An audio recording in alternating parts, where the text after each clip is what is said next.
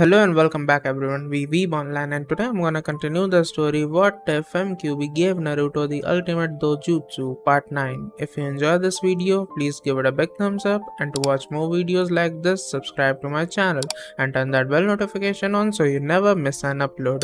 Now wasting no more time, let's begin. Okay, Anko-chan, 1 hour ago, yelled Naruto. Anko jumped into the field and was immediately excited. She'd never fought anyone before while blindfolded, so this was an entirely new experience for her. Anko remained motionless in order to feel for her targets. She heard something move quickly and quickly turned her gaze to the impending noise and shot forward. I already have a clone, Anko yelled, sending out a kick that didn't connect with anything and cursing. So this was not going to be simple. It was like attempting to fight in the dark. Anko gasped as she was slammed in the stomach, causing her to fall back. The snake mistress landed on the grass after a backflip, but her leg was grabbed and she was suddenly spun around in a twirl. Damn it, I can't see anything, Anko thought as she was launched into the air and slammed into a tree. Anko screamed in pain and rubbed the back of her head. She licked her lips and suddenly grinned. This was starting to get interesting. Looks like the Gaki kept his promise. I wanted training, and I got it, but I'm not going to let myself get smacked around like this,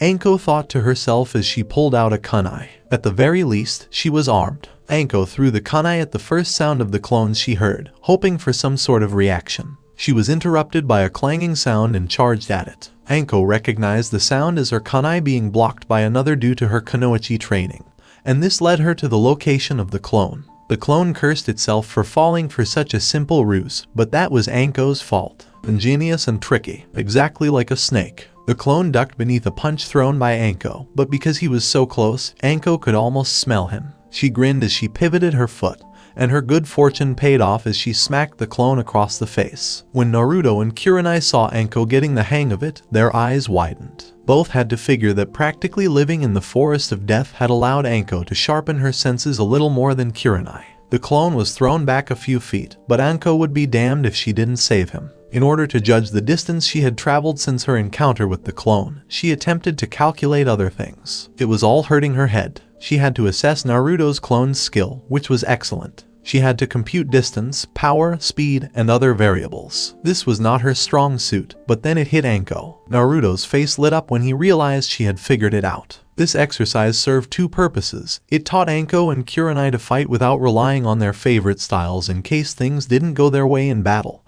and it attempted to get them to start better strategizing. Anko would swear Naruto was a Nara if she didn't know any better, but being taught by Kyuubi may have had something to do with it. Anko, on the other hand, couldn't celebrate her achievement because the wind was picking up. She could only guess that one of the clones was performing a Futen jutsu, but the direction of the wind was difficult to discern. Anko was only able to escape because of a yell. Futen Daidappa, yelled the blonde clone, sending the wind at Anko. Anko knew a jutsu like that was normally directional, but she still felt it coming at her. She could only block and maintain her stance, but the wind was powerful enough to knock Anko to the ground. She was about to stand up when she felt a kunai against her throat. Anko sighed and grinned as she widened her eyes through the blindfold. Okay, Naruto, I give two, Anko said, and the clones drew their weapons. Naruto then helped her to her feet and removed her blindfold. Anko rubbed her eyes open to acclimate them to the sunlight. Naruto and Kurenai both clapped. Nice job, Anko-chan. You lasted 50 minutes. I thought one of my clones was going to lose for a second, Naruto said.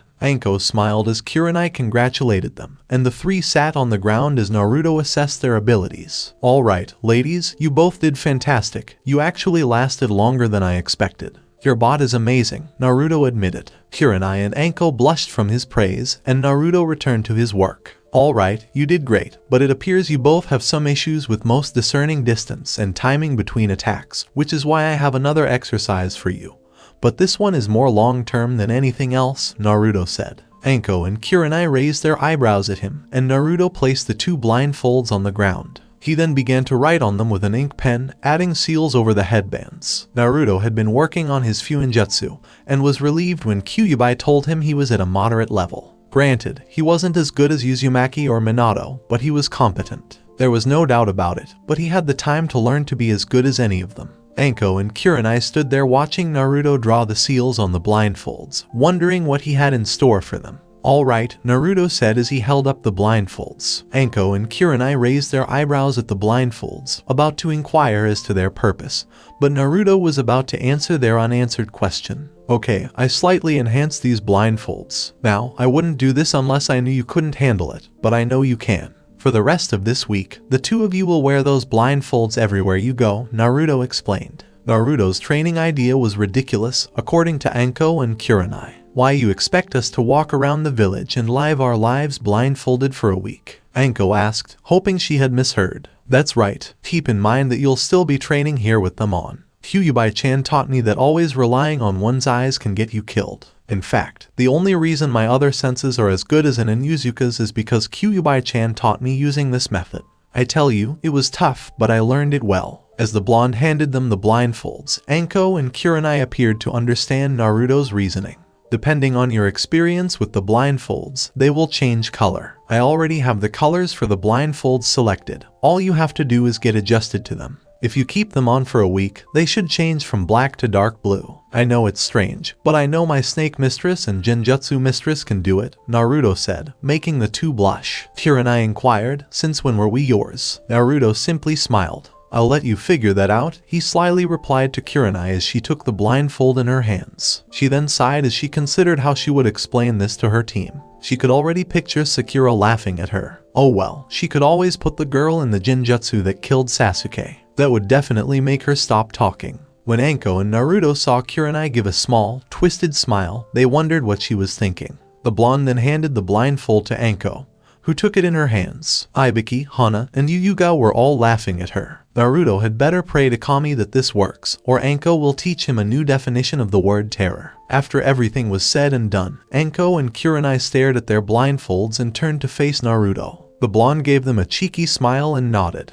They both sighed and decided to put on blindfolds. When they did, the two were completely blind, and it was their first time. Kurenai struggled to check Anko's surroundings because she couldn't see the front of her hands. And just to be sure, I'm going to have these two cage bunchins shadow you. Wouldn't want my two students in any trouble, would I? Naruto inquired, and the two women heard a poof. When someone grabbed Anko's shoulder, she was startled, but she relaxed when Naruto explained that it was his clone. The same thing happened with Kurenai, and Naruto abruptly ended the training session. Well, I have to go see Kyuubi-chan about something. I'll see you two later, Naruto said, disappearing in a flash of yellow lightning and leaving the two blind women and their Naruto Bunchin escorts behind. When I take this blindfold off, I'm going to kill him, Anko said, and Kurenai nodded. They walked away, trying to recall Konoha because they had seen it so many times. To avoid getting lost, the Naruto clones trailed behind them. Naruto is involved. Naruto used the Hurricane technique to appear in front of his house after leaving his session with Anko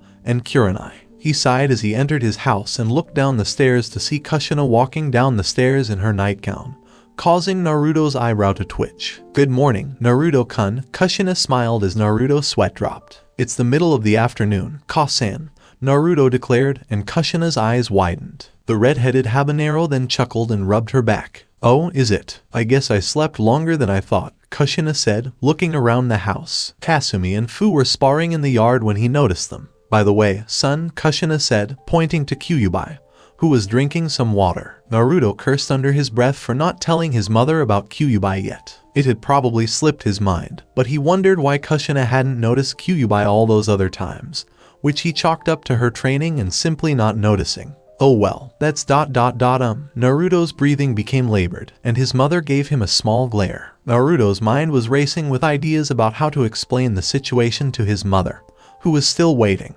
Kyuubi smiled at Naruto's desperation and wondered how Naruto would get out of this situation. Naruto's eyes brightened and he smiled warmly at his mother. This is Natsuki, who I met on one of my missions, Naruto responded. Kyuubi raised an eyebrow, and Kushina remained expressionless. When he felt Kushina's gaze on him, Naruto nearly broke out in a cold sweat. Oh, that's right. Okay, Natsuki-san, nice to meet you, Kushina said, holding out her hand. Kyuubi couldn't help but snicker when he saw Naruto exhale a sigh of relief. Kyuubi took Kushina's hand in his and gave it a firm shake. It's nice to meet you, Kushina-san, Kyuubi said. Kushina nodded and walked around the house again. As Kyuubi approached, Naruto slumped to the floor and sighed. I just felt a little bit of my life slip away from that, Naruto explained, making Kyuubi laugh. Well, you can breathe now, Naruto-kun. I'm surprised you're awake. I thought I put you in a coma last night. Kyuubi smiled. When he was reminded of last night, Naruto blushed. He and Kyuubi didn't go all day like him and Kasumi, but Kyuubi made up for it in vigor. Kyuubi was a true demon. Naruto had never been so exhausted in his life, and he still was. Though I outlasted you, which I'm actually proud of, man. If not for those privacy seals that I placed around the room, you might have woken up all of Konoha with those screams, Naruto said, and Kyuubi blushed. Kasumi and Fu entered the room while they were talking, and the Dew Girl wrapped her arms around Naruto's form. Where were you, Naruto-sama? I was so lonely. You should have taken me with you, Kasumi murmured in Naruto's ear. The blonde stuttered, making Kyuubi and Fu laugh. Do you have any taijutsu stances to learn? Kasumi-chan. Naruto inquired. Kasumi smirked and leaned in closer to Naruto, pressing her breasts against his form. I've already learned all of the Chunin stances and the majority of the Jonin stances. Is there any other reason you'd like to try Naruto-sama? Kasumi inquired. Naruto chuckled at her, and Haku appeared from the front door with a large stack of papers as soon as she said it. Tsunade-sama said there are some more documents for you to sign, Naruto-kun, and she said you had to do these and bring some of them back to her in 2 days, Haku said, and Naruto paled. Oh come on Databeo, yelled Naruto, making Kyuubi, Fu, Haku, Kasumi, and Kushina laugh. Naruto sighed and walked over to the table. He took out an ink pen and resigned himself to his fate. Okay, put them down and just hand me the papers, Naruto said, anime tears streaming down his cheeks. Everyone laughed, but Haku put them on the table and sat down next to Naruto. I'll help you, Naruto-kun, I'm a member of your clan and your vassal, Haku said. Naruto's eyes sparkled as he grabbed Haku's soft hands, causing the girl to blush. Thank you, Haku-chan, Naruto said, and the ice user smiled. Kyuubi and Kushina then took on some of the work as well. I've never signed a document before, Kyuubi replied, but there's always a first. I can't let my Sachai suffer, so I'll pitch in as well, Kushina told him. We'll make snacks for everyone because you can't work if you're hungry, Fu said as he drew Kasumi into the kitchen. Kasumi had recently expressed an interest in learning to cook, and she had stumbled a few times before succeeding. She claimed that something inside her wanted to learn to cook, and Kyuubi told her that it was most likely the female inside her wanting to show Naruto something else positive about herself. Meanwhile, Naruto and the others were frantically signing paperwork and writing the blonde's signature on everything. They would occasionally pause to seek Naruto's opinion on a particular subject, but they could get everything else done. Kurenai is present. Kurenai sighed as she noticed the stares and heard whispers. She'd never felt more nervous in her life. She had absolutely no idea where she was going.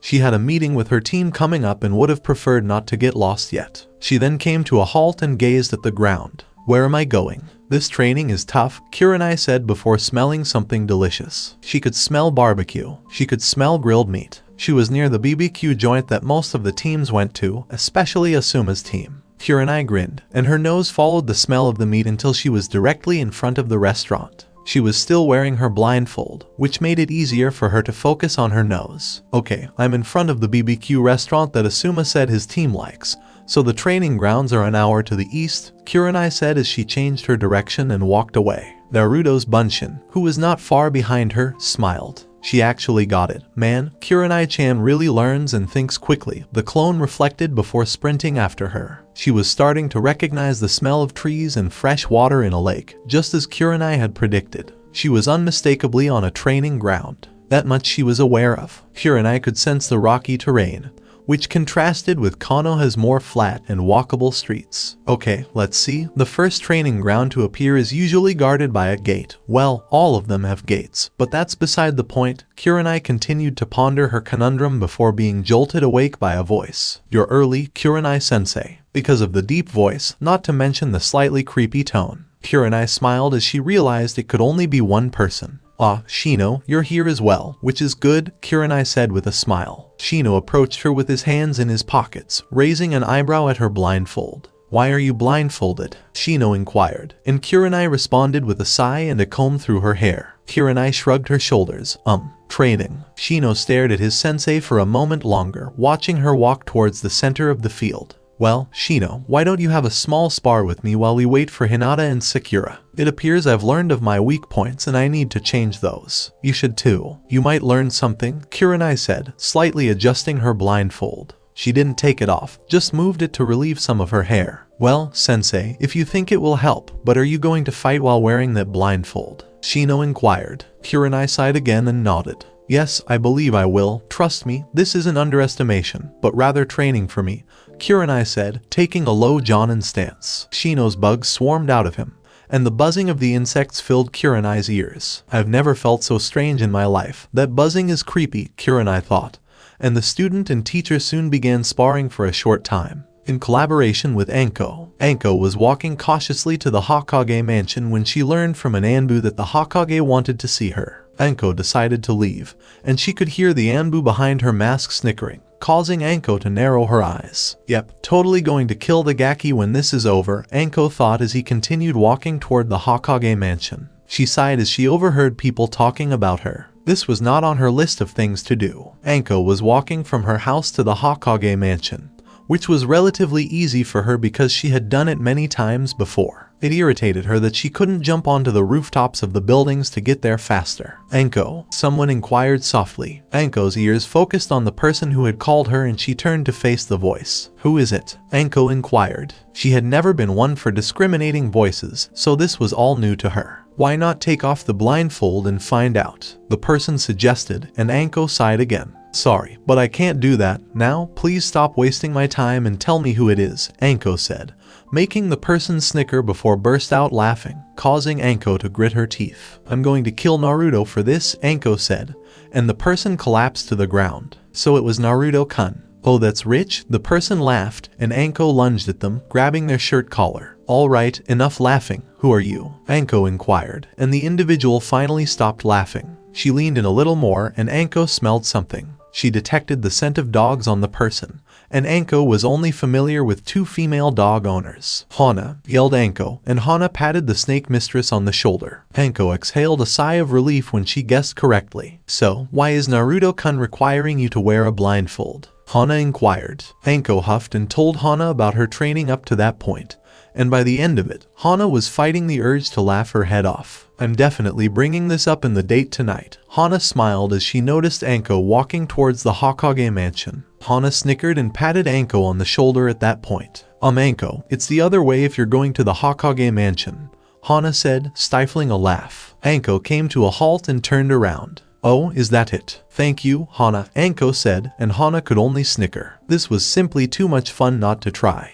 Hana knew she shouldn't be so cruel, but it was so much fun. Not wait, it's that way. You were right, Hana chuckled. Her eyes narrowed behind the blindfold. No, Anko, it's that way or maybe that way. I'm sure it was this way. I forget. Hana laughed at Anko's expense. Anko came to a halt and, using her ears, focused on Hana's laughter before lunging at the Inuzuka female. Enough. Now I don't know which way it is, Anko exclaimed, and Hana laughed and nodded. Sorry, Anko. It's this way. I hope your meeting goes well, Hana said as she walked away. Anko huffed at one of her friends and walked in that direction. The Naruto clone grinned as it recognized Hana as a natural prankster. Man, why didn't I think of that? Hana-chan, you're a genius, the clone reflected as he followed Anko to the mansion. Nighttime at the Namikaze compound. Naruto sighed and slid into his compound's couch, dropping his ink pen. Finally finished, the blonde said, accompanied by Haku, Kushina, and Kyuubi. The Queen of Demons began to fear paperwork at that point. It was a terrifying monstrosity. She really wanted to vaporize the thing and leave no trace of it behind.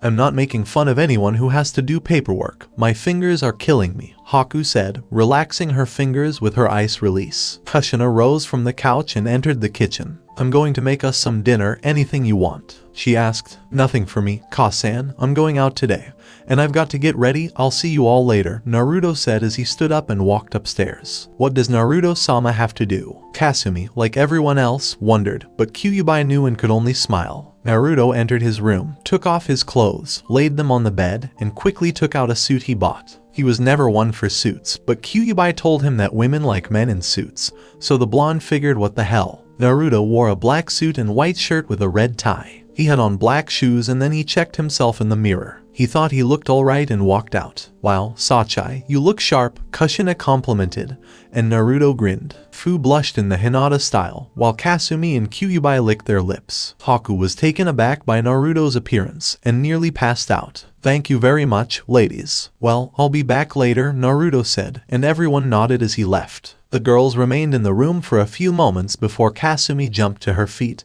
and appeared in front of Kyuubi. Do you think you could train me, Natsuki-sama? I've learned nearly all of the taijutsu forms in the scrolls, but I don't believe I'm strong enough yet. So, can you teach me something new? Kasumi inquired, and Kyuubi raised an eyebrow before nodding. Alright, we'll start tomorrow then, Kyuubi replied, and Kasumi nodded. Meanwhile, Fu was almost finished with her book on Fuinjutsu. She knew there were other books, so she wanted to get through the first one. It was all relatively simple to her thanks to Nanabi. Haku was checking over some things as Tsunade told her that her training would start tomorrow. Naruto is involved. Naruto was jumping across the rooftops when he noticed the village lights around Konoha giving it a lovely glow that seemed to just make the blonde smile. He had even planned on taking Haku and Kasumi somewhere, but those were a secret for now. He hoped they would be happy with where he was taking them, but he wasn't going to think about that tonight. Tonight was about Hana. Naruto appeared in front of the Inuzuka compound after 3 minutes of running and opened the slid-in door, where the blonde saw Tsume sitting on the couch reading a book about Genjutsu until she saw Naruto in the doorway. Hello, Naruto-kun. You look fantastic. Sigh, I wish I could go, but I have work to do, Tsume said with a grin, and Naruto sat on the couch next to Tsume, kissing her on the cheek and then leaning to her ear. Then why aren't you doing it right now? Naruto inquired, and Tsume sighed as she looked into her book. I'm lazy, Tsume said with a shrug of her shoulders, and Naruto simply nodded in agreement with her. It was then that Naruto heard footsteps on the stairs and turned to see Kiba dressed casually. Where are you going, Kiba? Naruto inquired. Turning to see his best friend sitting next to his mother, Kiba grinned and patted Naruto on the shoulder. Well, Tenten and I have another date, so I'm taking her to the BBQ place, so I'll go pick her up. Oh, she told me to tell you that she'll be watching you kick Akira's ass, so you better not lose, Kiba said. And Naruto smirked and nodded before turning to Tsume. By the way, Tsume-chan, where is he? Naruto inquired, and Tsume's smile shifted to a slight glare. He said he'd stay in the woods for training. I believe he will return today. Remember Naruto-kun, you have to fight him in a week, Tsume reminded him, and Naruto simply rubbed Tsume's shoulders, raising an eyebrow before groaning from the softness of Naruto's hands. Don't be concerned, Tsume-chan. If I lose you and Hana-chan, I'll be damned. You're both mine after all, Naruto said, standing to his feet. Tsume blushed at his smooth talk, and then everyone heard footsteps again, and Naruto widened his eyes as he watched Hana come down the stairs. Kami-sama, I can die now, Naruto thought as Hana entered the room, wearing a red dress with strings that held it on her shoulders and went down to her ankles where she was wearing red shoes. Her hair was not in the usual ponytail that she had it in, but instead flowed down past her shoulders. She was stunning. How do I look, Naruto-kun? Hana inquired, and Naruto's only response was to stare and admire the perfection in front of him. Tsume laughed at his reaction, and Hana giggled. Kiba waved his hand slightly in front of his friend's face. I think you broke him, Ni-chan, Kiba said, and Naruto awoke from his trance. Hana-chan, you look fantastic. Did you choose that gown for me? Naruto asked slyly, making Hana blush with a slight nod, before grabbing Hana's arm and wrapping it around his own. Well, shall I then take you on our date? Naruto inquired. Hana giggled again and nodded, and Naruto escorted her to the door, leaving Kiba and Tsume in the room. Well, Ka-san, I'll be with Ten-chan. I'll be back later, Kiba said as he approached the door. See you later, Pup, Tsume said, and the room fell silent. Looks like I can relax now, Tsume said as she adjusted her position on the couch and decided to take a short nap, together with Naruto and Hana. After leaving the Inuzuka compound, Naruto led Hana through the streets of Konoha, where they could feel some of the stares directed at the couple. Hana blushed as she walked with Naruto, but the blonde didn't seem to mind. So, Naruto-kun, how do you intend to defeat Akira? Besides Ka-san, he is the toughest member of our clan, Hana mentioned, though she wasn't sure why. This was about her and Naruto, so why was she bringing something like this? Hana was about to apologize for bringing up such a sensitive subject during their date, but Naruto only gave her a mysterious grin. Don't be concerned, Hana-chan. I haven't slacked off either. I've been working on a way to use my Sanjutsu, so keep an eye out and I'll shock you all. But don't worry, I'm not going to lose you to anyone. Enough of that. You come with me, Naruto said, dragging Hana along. Hana's face calmed and she simply walked with Naruto. She wasn't going to bring that up tonight because it was just her and Naruto, and the night shouldn't be filled with unpleasant things. Both walked for a little longer until they arrived at the new location that Naruto had reserved for Hana. The Red Dragon was an exquisite place that any man would want to take his woman on a date. While the food was expensive, it was so good that it completely compensated for the cost. I don't think we're going to get in with that crowd, Naruto-kun. Hana said to him, grinning as he gently patted Hana's shoulder. Hana-chan, don't you remember what I told you? Naruto inquired. Hana raised an eyebrow, and before she could respond, Naruto drew her to the front, disregarding the crowd, where they were stopped by a guard with a notepad. Name, he said to them. Hana looked at Naruto and the blonde grinned, knowing that this would draw attention. But he didn't care right now. Naruto Uzumaki vs Namikaze. I made a reservation, Naruto told the man. Hana soon heard people muttering to others about Naruto and his name, and she giggled when she realized that the name Namikaze was basically a celebrity name. She also got some jealous looks from the female population, but Hana only grinned that she was the one on a date with Naruto. There you are. Yes, Naruto Uzumaki Namikaze, room on the top floor. Right this way, sir, the man said, opening the door for the blonde. Naruto took Hana's hand and guided her inside, leaving the other people behind. Hana was in awe of the place. It was amazing. There were multiple tables lined up perfectly next to the windows. There were 3 upper rooms, each more expensive and better looking than the last. Naruto guided Hana up the stairs and they stopped on the 2nd floor. And Naruto-kun, this is, Hana said, staring at a private room for 2 with a beautiful view of Konoha. You'd be surprised, Hana-chan, what I can buy with the missions I do. Granted, having some of my father's inheritance to spend isn't bad either, Naruto said, rubbing the back of his head. Hana threw caution to the wind and grabbed Naruto's head, bringing his lips to hers. Naruto widened his eyes as he didn't expect a kiss from Hana so early on. But he wasn't complaining. Hana's lips were so soft on his, but before the blonde could enjoy them anymore. Wow, Naruto-kun, that's incredible. The view is wonderful here, Hana said, staring out the window. Naruto chuckled at Hana's interest in the place and then allowed her to sit at the table, which Naruto then sat across from. Naruto and Hana talked about their relationship over the years as they waited for their food. Naruto told Hana about his clan and the tons of paperwork that came with it. Hana laughed at Naruto's expense and the blonde gave a cute pout. Hana talked about Naruto's training with Anko and Kurenai and how she totally messed with the snake mistress. Naruto chuckled and congratulated Hana on a good pee. Because Naruto had a private room, the food was already predetermined, but the blonde got the choice when he made the reservation, and he was sure Hana would like it. Naruto had some beefsteak with rice and steamed vegetables, and Hana had some grilled chicken with rice and steamed vegetables. Hana had complimented the food and said that it smelled amazing, to which Naruto agreed.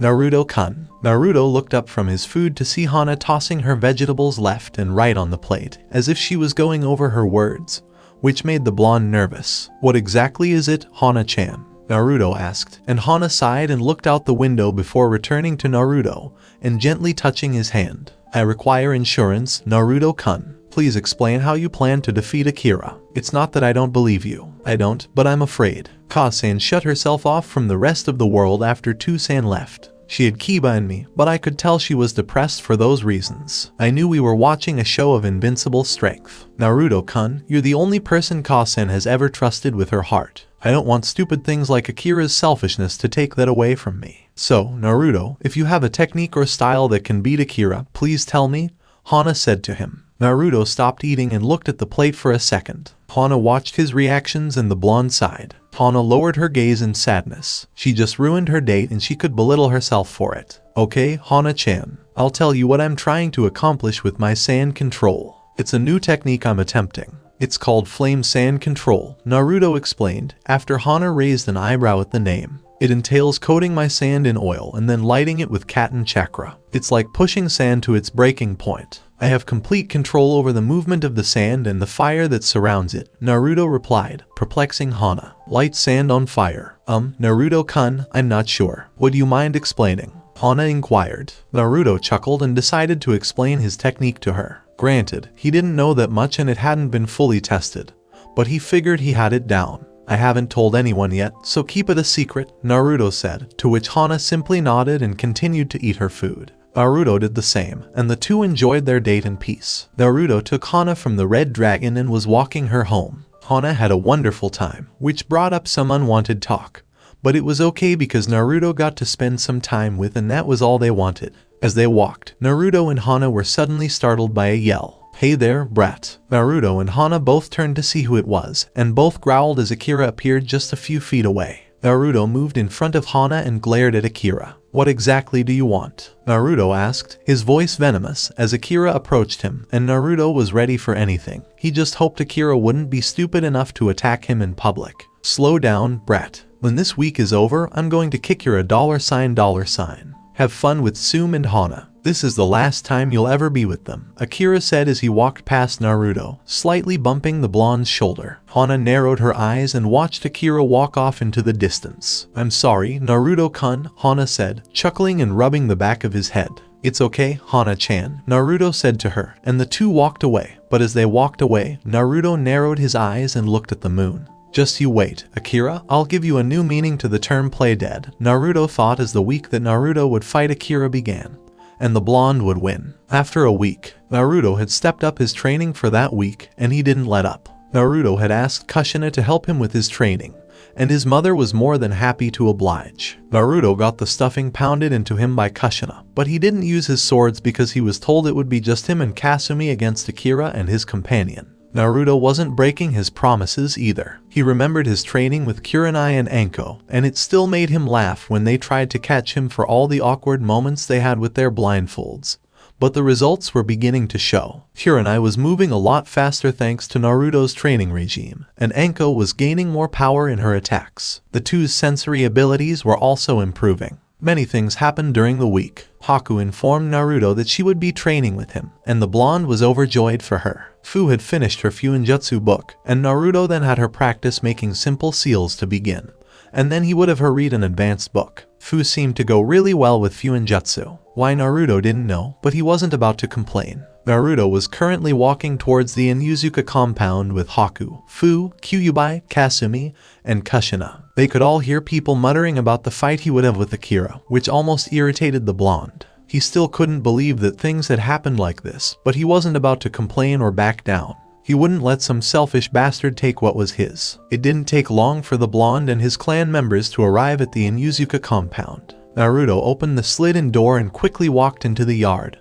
where he saw nearly everyone. It was Kiba, Hana, and Tsume as he expected, but he also saw Kakashi, Genma, Tsunade, Shizune, Anko, and Kurenai, as well as most of the Konoha 13. Hey Naruto, Kiba-kun told us about your fight and he let us come, Tenten said, leaning on Kiba's shoulder, and Kiba laughed sheepishly when Naruto glared at him. Okay, Naruto-san, allow your youth to erupt as you battle your unyouthful opponent. They yelled, making the blonde sweat drop, and he saw Ino and Sakura arguing about Sasuke. Sedimo looked at Naruto, and the two locked eyes. HMPH, try not to lose too badly, idiot, Sasuke said, glaring at him and sighed. I'm not you team, Naruto said, making Sasuke seethe. Kushina, Kyuubi, and Fu took their places among the crowd of onlookers. Haku stood with the other genin. Naruto made his way through the crowd and came to what looked like until he and Kasumi came up to a large area of the field with multiple claw marks and slashes. It really showed the history of how many Inuzuka had fought there. Kasumi-chan, just curious, but do you know who he is? Naruto asked, pointing to the dog, and Kasumi nodded. That's Kadamaru. He used to try to follow me around everywhere when we were puppies. It was creepy, but he was quite pushy at times. Akira patted Kadamaru's head and then turned to Naruto. He's one of the main reasons I came to hate being close to anyone, Kasumi replied, and Naruto nodded. At least you're not a chicken like I thought you were, Akira said to the blonde, while Naruto rolled his eyes and Tsunade stepped in between them. Okay, this battle is for control of the Inuzuka compound. There will be no complaints after this, regardless of who wins. Understood, Tsunade asked, and Akira and Kadamaru nodded. She then turned to Naruto and Kasumi, who also nodded, and Tsunade sighed. Fight, she yelled and quickly backed up, while Akira and Kadamaru grinned and charged at Naruto and Kasumi. Alright, brat, now is the time to vanish from Tsume's life forever, Akira yelled out. Naruto and Kasumi nodded to each other and ran at Akira. The blonde threw a kunai at Akira only to have it blocked by one of Akira's own kunai. Kasumi dropped to all four and quickly got into a fight with Kadamaru as the two companions of their respective masters snarled at each other. Naruto let out a punch that was blocked by Akira, but the blonde wasn't done as he maneuvered his body and placed his hand on the ground, allowing Naruto to kick Akira under the chin, sending the man into the sky. While Akira was in the sky, Naruto quickly went through some hand signs and gripped his right hand. Lightning cackled in his hand, and everyone's eyes widened at Naruto's power. Alright, I've just thought of something interesting, Naruto said as he ran at Akira. who was able to backflip in the air when he noticed Naruto running at him. "Please, child. That little jutsu won't stop me," Akira said, twisting his body and spinning violently towards Naruto. Everyone watching widened their eyes and wondered what Naruto was going to do, but luckily the blonde was able to smile. Naruto jumped into the air, and even with the Chidori in his hand, he managed to spin in the air as he decided to unleash his variation of the Inuzuka technique. "Reitsuka," Naruto yelled, and everyone was shocked when the lightning from Naruto's Chidori began to spread throughout the technique, turning the Inuzuka technique into one completely Raiten chakra charged. Tsume, Hana, and Kiba gasped as Akira and Naruto collied in a clash. Kasumi and Katamaru looked at the two collied, but Katamaru, "Is that your form when you use the beast clone jutsu, Katamaru?" Kasumi inquired. Katamaru gave a feral grin and charged at Kasumi, who in turn charged at Katamaru, and the two gripped each other's hands and began struggling against each other. "As still the same old arrogant Mudde Katamaru?" Kasumi asked with a small grin. Katamaru narrowed his eyes at her. "Please don't act like you've changed. You have actually disgraced your own species by being with a human. Yes, the others don't mind, but you make me sick. Your love for that blonde idiot over there is disgusting," Katamaru replied, striking Kasumi in the stomach with one of his legs. Kasumi gasped and fell to the floor in pain as she grabbed her stomach, then growled at Katamaru, as if she was about to maul him for bad-mouthing Naruto. "What exactly is that look for?" Katamaru said, and Kasumi's hair grew wilder, her claws scratched at the ground, and she stood to her feet. She hated that only she, Kyuubi, and Naruto could understand what Katamaru was saying, and she grinned before chuckling, which confused Katamaru. "You're right, Katamaru. It could be sick. My unnatural affection for Naruto-sama, however, will never fade. Naruto-san adores me. He is concerned about me. You wouldn't understand," Kasumi yelled, slamming Katamaru in the jaw, shocking the beast and sending him flying into a tree. Kasumi grinned and turned to see Naruto and Akira still fighting. "Thank you, Naruto-sama," Kasumi said, smiling. Meanwhile, Naruto and Akira were engaged in a heated battle. It was Naruto's advantage that he and Kasumi were good at taijutsu. Having learned from the Inuzuka, Naruto knew that their taijutsu comes from their partners and collaboration, so he and Kasumi used their own teamwork to destroy it. But he had to admit that Akira was good. "All right, Brett. Tsume's tougher than this," Akira said, and Naruto was still on defense. The blonde cursed slightly and turned one glare to see Kasumi and Katamaru still doing some fast movements. Naruto raised an eyebrow and grinned. "Oh, don't be concerned. I'm just getting started," Naruto said to Akira, closing his eyes and returning to their ocean blue color. Akira saw an opportunity when Naruto went through some more hand signs and charged at the blonde. "I'll wipe that smug grin off your face, brat." Naruto finished and slammed the ground. Akira yelled. "Hayaten, Hayoheki," Naruto yelled, and a massive ice wall appeared from the ground, standing between him and Akira. Akira slashed at the wall, but it left no scratch marks, and the Inuzuka gritted his teeth. "I had no idea Tsume's friend was such a coward. Why don't you challenge me, Uzumaki?" Akira yelled, and Naruto narrowed his eyes and gently pressed his hand against the ice wall. "Why don't you return to the Ice Age?" Naruto asked, slamming his hand against the ice wall, which threw out 3 large ice spikes, which Akira had to dodge, before moving on to Kasumi and Katamaru, who both dodged the attacks and Kasumi backflipped away from her opponent. When Akira landed on the ground, he realized that ice had become trapped on one of his legs, restricting his movement. "What the hell happened?" Akira exclaimed as he heard Naruto yell, holding a blue sphere that made everyone gasp. Naruto slammed the Rasengan into Akira, sending the man spiraling into the trees with a loud noise. Katamaru widened his eyes and ran after his master while Naruto grinned. "Looks like the distraction worked," Naruto said, as he heard some people applaud. "Naruto-kun is incredible. Look at how his youth has exploded," Lee yelled, making the others perspire. "Uzumaki-san is impressive, but the fight isn't over yet." "You could tell they're not trying yet," Neji responded, activating her Byakugan and looking at Naruto's chakra points. "He's not exhausted, and he appears to be fine internally, but Neji-kun is correct. And Naruto fight-kuns isn't over yet," Hinata said. "Yeah, as much as I hate to admit it, Akira is more than capable of dealing with that. In reality, he is Jonin-level material, but he claims that being a Chunin simply means less work for him, demonstrating his toughness." "Naruto's got his hands full," Kiba said, making everyone sweat. Tsume and Hana were both unsettled, and they both wanted this fight to be over. Naruto and Kasumi waited for them to appear, but then they felt an evil chakra. It was familiar, and Naruto could recognize it if only he remembered. It was vile and had a choking feeling. Akira and Katamaru appeared out of the woods, and the sight startled everyone. Akira's face and arms were covered in black markings, and his grin deepened. It was then that it hit Naruto. "You just made me start having fun." Naruto cursed and clutched his knuckles as Akira said, "I'm going to rip out your heart and feed it back to you. Are you a moron? That power is lethal. What will Tsum-chan do if you act like this in front of the clan?" Naruto exclaimed, and Akira laughed. "It makes no difference what Tsum wants. I'll be the clan's leader and you'll be gone, never to appear in the Inuzuka clan's life again." Akira cackled, and Naruto balled his fists. Everyone turned to see the sand and dirt of the ground swirl around him, and Kasumi backed up slightly as the sand hovered above Naruto's head. "It's Gaara-san's attack," Lee explained, but Neji raised an eyebrow. "No, it's not the same. Isn't that steam?" Neji inquired. Everyone looked at the same time and saw steam coming out of it. The sand lost some of its brownish color and instantly became more crimson in color, similar to the autumn leaves of fall. "I'm going to make you pay Akira right now. If you lead the clan, I'll be damned. I'll make you regret going up against me and Kasumi-chan," Naruto said as steamed sand swirled violently around him. "Okay, Akira, you've irritated me, and you're going to regret it now," Naruto said, his new sand swirling around him. The steam coming off of it was hot enough to make everyone sweat. "What kind of sand is that? It's not like Gaara sand," Sons Lee asked as Neji and Kakashi activated their Sharingan and Byakugan. They nearly widened their eyes as they looked into Naruto's chakra network. "So that's what he's doing," Neji pointed out, drawing everyone's attention to himself. Kakashi laughed at Naruto's ingenuity, while Tenten was curious. "What's Naruto up to, Neji?" Tenten inquired. Everyone gathered around him, and even some of the Chunin leaned in close to hear what he was saying. Neji smiled and turned to face Naruto. "Naruto-san is manipulating his chakra network into the Katen affinity. It's leaking from his body, and he pours that Katen chakra into his sand, which heats it up to an incredible degree, accounting for the sand's crimsonish color and the steam.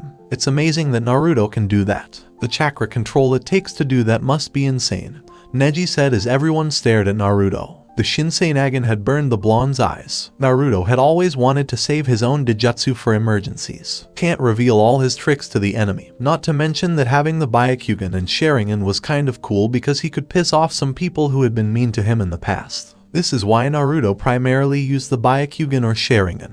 But the situation demanded the Shinseinagen, and Naruto was not one to ignore such a call. Akira's body was glowing with purple-ish chakra at the same time. His markings were becoming visible all over his body. It sucked that the officials couldn't intervene in this match because it was a clan issue, and because Akira hadn't directly done anything to Konoha, they couldn't stop him from using the curse mark either. "Well brat, let's go. I'll mop the floor with your ass right now," Akira yelled, punching at the blonde in a blur of speed that made Naruto almost gasp. But to Naruto's surprise, the sand quickly came to his defense and blocked it. Naruto watched as Akira quickly removed his fist from the burning sand, and the sand returned to its original form. "I don't recall telling it to block. How did it move?" Naruto pondered, but he couldn't linger long before Katamaru charged at him. Naruto was about to attack when Kasumi appeared from behind him and pushed Katamaru to the side, out of the way of Naruto's attack. "I'm sorry, but your fights with me, Katamaru," Kasumi growled. She took a low stance in front of Naruto and Akira and Katamaru, as if she was protecting Naruto while the blonde was her support. Naruto had just become a long-range fighter, and Kasumi would protect him as a close combat fighter. "Are you ready, Kasumi-chan?" Naruto inquired.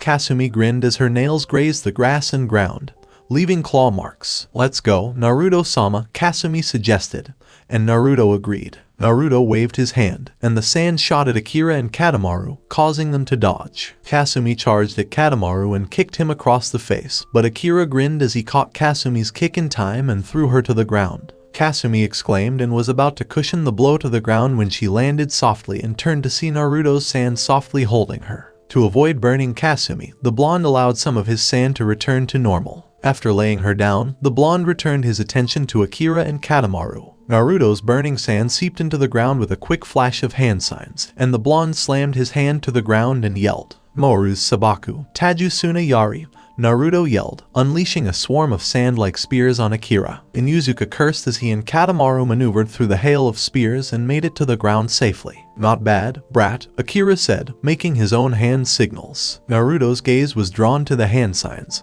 and while he wasn't sure whether he should copy them or not, Now wasn't the time to second guess himself. Katen, Kami no Henketsu, Akira yelled, sending fire at Naruto. Kasumi jumped behind Naruto while Katamaru performed a TSGA in the fire, increasing the intensity of the fire. Naruto cursed and strengthened his fist with chakra. He stunned everyone in the room when he slammed the ground, causing it to crack beneath the pressure. Moru's Suna no Tate, Naruto yelled, and his sand shot up to protect him from the fire. Naruto could feel the heat on the other side of the sand wall as the flames collided with it. How are you hanging, Naruto-kun? Kyuubi pondered. Naruto grinned as he continued to pour chakra into his sand to keep it up. This might be difficult, Kyuubi-chan. His curse mark is making him move faster than before, and this sand is draining my chakra. Thanks to my reserves and your chakra, I'm fine. But if I keep using this sand, I might fall soon, Naruto replied, returning his attention to his problem. The flames die down, and Naruto lets the sand fall. It was incredible how his sand was able to stop the fire, but he knew this was far from over. Naruto might just win with Amaterasu, but he doubted Akira would allow the blonde to focus on his body. Alright, Naruto-kun, do you recall that other feature I mentioned about your Dojutsu a few months ago? Kyuubi inquired. Naruto raised an eyebrow as he remembered his successful mission in Wave Country. Flashback, so I don't have to close my eyes every time I switch bloodlines? Naruto inquired. Kyuubi shook her head as she walked around her cage. No, Naruto-kun. It helps, but it isn't required. Plus, there is another feature to your Dojutsu that you will love, but I can't tell you what it is because it will ruin the surprise, Kyuubi replied. Naruto widened his eyes and decided to express his displeasure. What? Come on, Kyuubi-chan, I thought we had a no-secrets relationship going on here, Naruto said, and Kyuubi giggled playfully in her calm surroundings. I'm sorry, Naruto-kun, I can't tell you, but believe me when I say you'll love it. End of flashback. Naruto's eyes widened as he realized he had forgotten. He remembered hearing her say that a long time ago, but it had slipped his mind. However, it must be important now, and Naruto was eager to find out before dropping his sand. So, Kyuubi-chan, what is it? Naruto inquired. Kyuubi grinned at Naruto's enthusiasm, and she was aware of the risks, but Naruto would be fine. That much she knew for her blonde. Keep in mind that it takes a lot of chakra to do, but you'll be fine, she said thoughtfully. Now, do you know what bloodlines you've copied so far? She inquired. Naruto raised an eyebrow and tried to recall something. He had his Shinsenagen, Haku's Ice, Kakashi's Sharingan, Neji's Byakugan, Gaara's Sand, and the Inuzuka Taijutsu, which he assumed was a bloodline. Yeah, I know, so what's the significance here? Naruto inquired again, and Kyuubi smiled. She was so brilliant that she almost scared herself at times. Naruto-kun, focus on 2 specific bloodlines you want to use. Your Shinsenagen must be active for you to use this feature. But if your sand is out now, try using something else, Kyuubi said, raising an eyebrow. He looked at his crumbling sand and then at his other hand. He held it out and gasped as he formed an ice senbon. His eyes twinkled as he turned to face Kyuubi. Do you mean if my Shinsenagen is active, I can use 2 bloodlines at the same time? Naruto inquired. Kyuubi nodded, her foxy grin still on her face. That's right, it'll take a lot out of you the first time, but as you use this feature more and more, your body will become accustomed to the rapid changes in bloodlines. Now go get him, Naruto-kun, Kyuubi said, cutting the connection. Naruto nodded and turned to face Kasumi. Kasumi-chan, I want you to stay out of the fight until I say so, Naruto said. Kasumi's eyes widened and she shook her head. No, Naruto-sama, I'm perfectly capable of fighting, Kasumi countered. But Naruto smiled and rubbed her head, making Kasumi blush. I know you can, Kasumi-chan, Naruto said, but trust me on this, my control might be shot. And I don't want you to get hurt while I test this out. Kasumi bit her lower lip as she looked into Naruto's blue eyes. She despised the fact that she was so vulnerable to his gaze when he looked at her like that. Kasumi rose to her feet and smiled. 30 minutes, Naruto-sama. I'll be right back. I can't live with myself if I lose you, Kasumi said as she walked to a vacant spot. Naruto thanked her and stood there watching his sand fall. He noticed Akira and Katamaru smiling at him. Akira turned to Naruto with a scowl on his face as he saw Kasumi walk away. Akira asked, "You trying to prove something, brat?" Naruto narrowed his eyes. He tried to concentrate his chakra on the 2 bloodlines he would be using at the time. No, I just don't want Kasumi-chan to be hurt over something that has nothing to do with you and me, Naruto retorted, raising an eyebrow. He saw Naruto's mysterious smile and it irritated him so much, but he had to admit that Naruto was correct. Katamaru, get back here, I'll take care of this whelp myself, Akira instructed his companion. Katamaru wanted to respond, but Akira glared at him, causing the dog to whimper and walk back. When he returned to Naruto, the marks on his body became more visible. "Alright, brat. It's just you and me now, brat. I'll make sure you know your place," Akira boasted, and everyone gulped as the chakra around him grew more venomous. "Bring it on, Akira," Naruto said. "I'll show you how serious I am about keeping Tsume-chan, Hana-chan, and the Inuzuka clan out of your clutches." Akira hissed and growled. Naruto had always had such a mouth, and it was testing Akira's patience. Akira's punch erased the distance between him and Naruto in an instant. "Then try it," he yelled, colliding his fist with Naruto's sand. But unlike the previous time, Akira did not withdraw his fist. He persisted, pumping chakra into his hand. Naruto's eyes widened as he noticed Akira's nails poking through his sand. The blonde sighed as his Shinsenagen flared and looked at his left hand.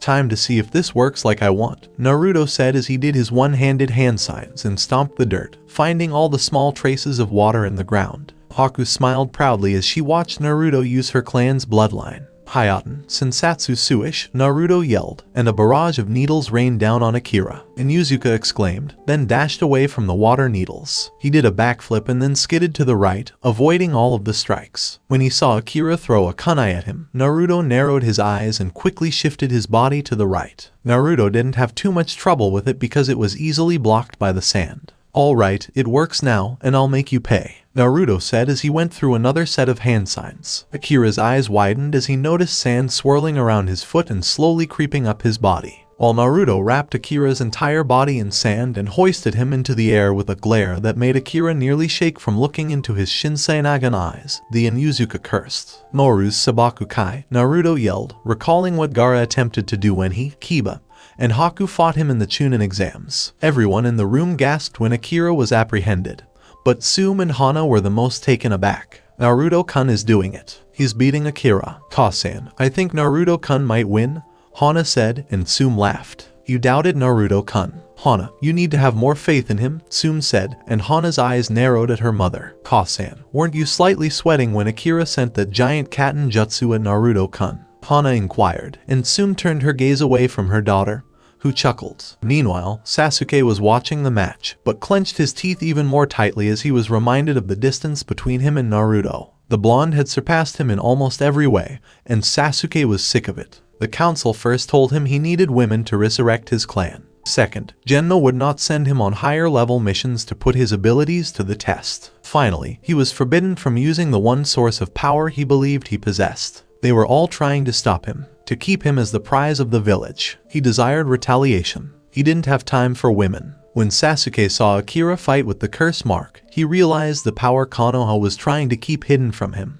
The speed that forces Naruto to concentrate in order to see. The chakra and power that went into the techniques and strength. There didn't appear to be any disadvantages to this. Orochimaru was right. I have to get out of here. If he can give me power, I'll take it from his slithery hands. He might actually be useful to me. Sasuke reasoned with a grin that made Sakura and Ino look at him with concern. Naruto tightened Akira with his sand, making the Inuzuka wince at the pressure of the burning sand. It also stated that he was beginning to get burn marks on his body as a result of Naruto's sand.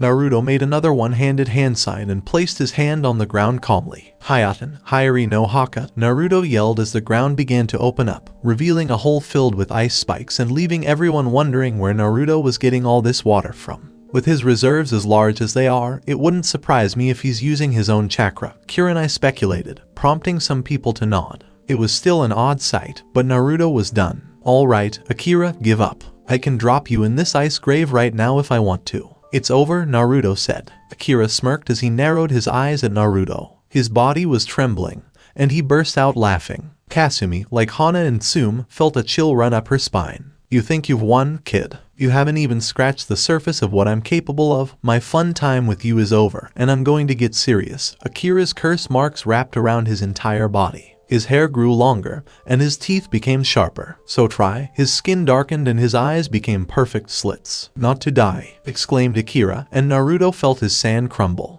The blonde widened his eyes at the new Akira, who resembled an animal more than a human. Kasumi rose to her feet quickly, but Naruto shook his head and told her to stay put. Kasumi clenched her teeth but followed Naruto's orders. Naruto narrowed his eyes as the sand around Akira fell. He was most likely in trouble right now. Great, out of one problem and into another. His chakra increased dramatically. What did Orochimaru give him in the first place? Wait, was it that hickey he tried to give me that one time? Naruto pondered, his face flushed. Are you ready to fight, brat? Akira inquired. Naruto raised his hand to face Akira. Just one question, Naruto said, gritting his teeth. Was it really time to ask questions now? What? Akira enragedly inquired. How did you get that hickey? Naruto inquired. Everyone had a blank expression on their face before sweat dropping. Naruto knows how to lighten the mood by asking a question like that. Everyone turned to see Kiba, who was laughing with Haku. They both laughed, followed by Kyuubi, Hana, and even Sum. Everyone seemed to have forgotten the mood and began laughing.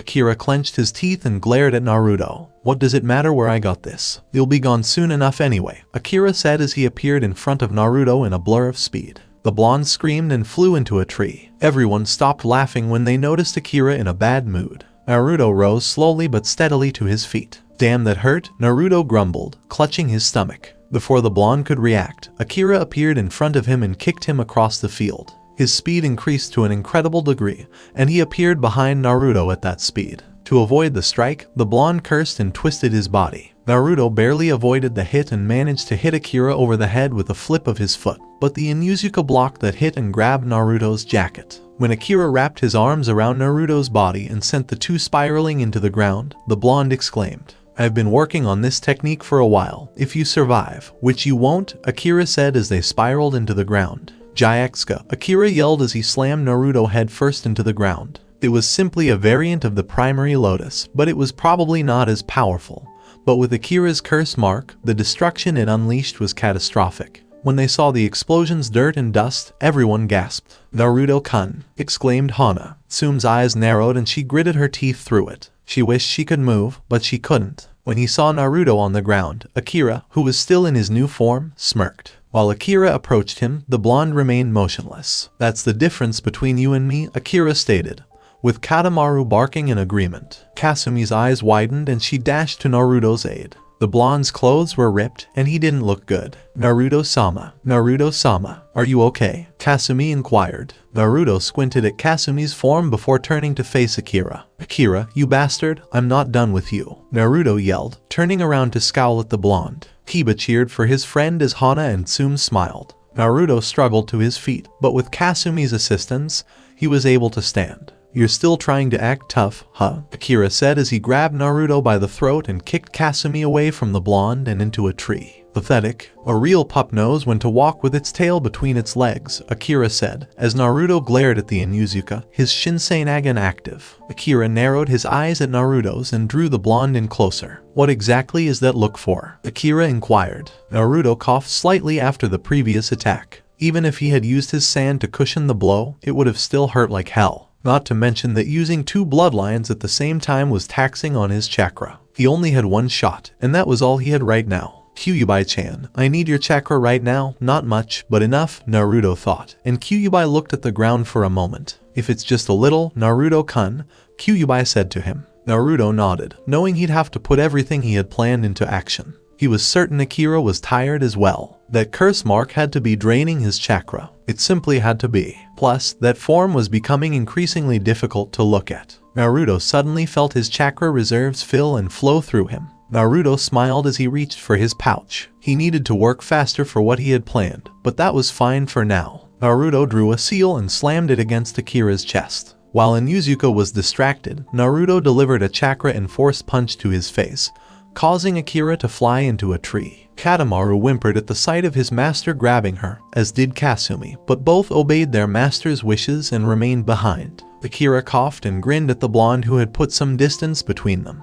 So the pup still has some fight left, huh? Akira smirked. Naruto clenched his fists. Naruto inhaled deeply as Akira desired the blonde. He'd only get one shot at this, so he hoped it worked. Naruto charged at Akira at breakneck speed, making Akira whistle, but he was able to keep up and ran at Naruto. As the two were about to collide, the crowd looked on. Fearing what would happen to either of the two fighters, some of them closed their eyes. It's over now, brat. Akira yelled and swung his fist, and Naruto grinned, which Akira noticed, before disappearing in the Hurricane and reappearing behind Akira. Naruto quickly performed hand signs and gripped his right arm. It cackled in lightning speed, and the blonde needed to move quickly. "Chidori!" yelled Naruto as he slammed Akira into the air. Akira was stunned by the blow, but Naruto wasn't done yet. He was going to put Kyuubi's chakra boost to good use. Naruto grinned as he screamed as he was launched into the air. He had to thank his father for creating the Hurricane, regardless of how chakra draining it was. The blonde vanished again and reappeared behind Akira,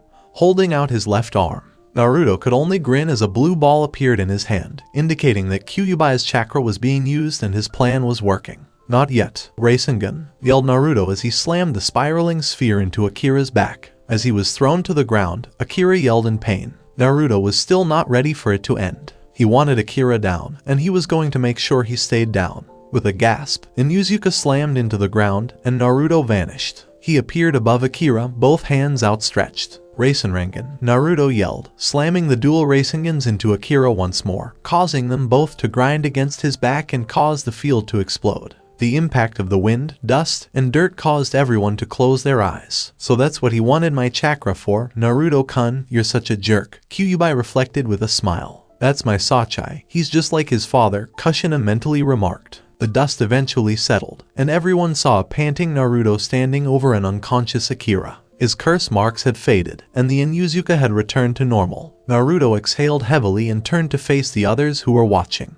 "I think I overdid it," Naruto admitted as he collapsed and passed out. Everyone seemed surprised by the outcome, but everyone seemed happy. Tsunade smiled and approached the two unconscious fighters. "The fight is won by Naruto Uzumaki Namikaze," Tsunade declared. "Naruto-kun has won," Hana exclaimed, and Kiba jumped to his feet. He dashed over to Naruto and snatched the blonde. "Nice going, man, you really showed him," Kiba said to the dazed blonde. Everyone else crowded around him as Kiba escorted Naruto to the compound. "I guess he'll sleep it off, Kasan, and Kami only knows how this fight looks," Kiba said, turning to face the damaged field. Tsume nodded and turned to face Naruto, who was sleeping. "He fought hard not only for me and Hana, but also for the Inuzuka clan. I knew I made the right choice when I met you," Tsume thought as everyone walked away. Sunset at Inuzuka compound 5 hours later. Naruto's eyes widened as he looked around the room. The last thing he remembered was knocking Akira out with his new Rasengan version. It turned out even better than the blonde had hoped. It would have been more effective if he had used it alone rather than combining the Chidori,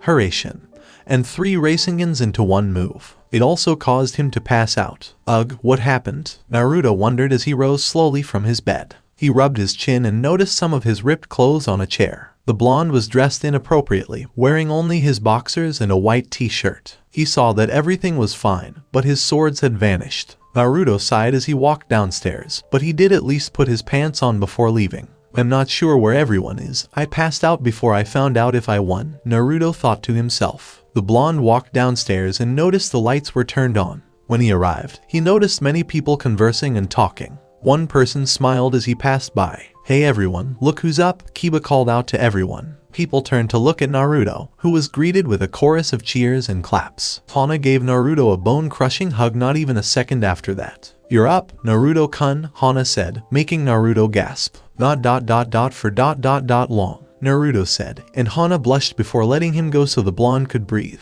"I'm sorry, I was worried," Hana apologized, and Naruto smiled. "We were all worried," Tsunade explained as she offered Naruto a drink. When the blonde saw the cup, he quickly took it into his hands and gulped down its contents, making everyone laugh. "By the way, where have my swords gone?" Naruto inquired. Kiba sighed and looked down at his feet, embarrassed. "Yeah, sorry about that, Naruto," Kiba said, pointing out in the field, allowing Naruto to see Tenten inspecting the 3 swords with glee. Naruto sighed as he sweat dropped. "Forget it, Kiba, where is Akira?" Naruto inquired. While Tsume spoke, everyone seemed to quiet down. "He was banished from the clan a short time ago. I told him to tell me the origins of that curse mark, which he refused, but Anko gladly told me that it was from Orochimaru. So I not only banished him for danger to the clan for associating with an S-rank criminal, but he's been placed under arrest by Konoha since our personal clan matters are now over," Tsume said to Naruto. The blonde narrowed his eyes and looked at the ground. "Oh, I see," Naruto simply said, and everyone fell silent for a moment before Kushina spoke up. "However, Naruto-kun, if you do anything that chakra exhausting again, I'll hurt you myself," Kushina warned, and Naruto laughed. Tsume then squeezed Naruto's cheek, causing the blonde to yell at her to release her grip. "I'm with her, Naruto-kun, don't do it again," Tsume warned. Naruto smiled and rubbed his cheeks to relieve the pain. He got it, Naruto said before being presented with a plate of food. Eat up, Naruto-kun, after all, this is a celebration, Haku and Kyuubi both said at the same time. Naruto chuckled and nodded before settling down to eat the delectable food. He noticed some of the others, but Sasuke and Sakura were gone. He assumed the Amo had gone and the Banshee had followed. He also noticed Fu talking with the other genin. She appeared reserved about it, but Naruto knew she would change her mind. Come on Fu-chan, lighten up, no one here is going to hurt you, Naruto said. Fu blushed as he looked at Naruto before nodding to the ground. So, Naruto, did you think you'd win that fight? Kiba inquired. Naruto paused in his eating and examined his plate. Honestly, I think I only have one because Kyuubi-chan told me about my Dojutsu special feature that I didn't know about.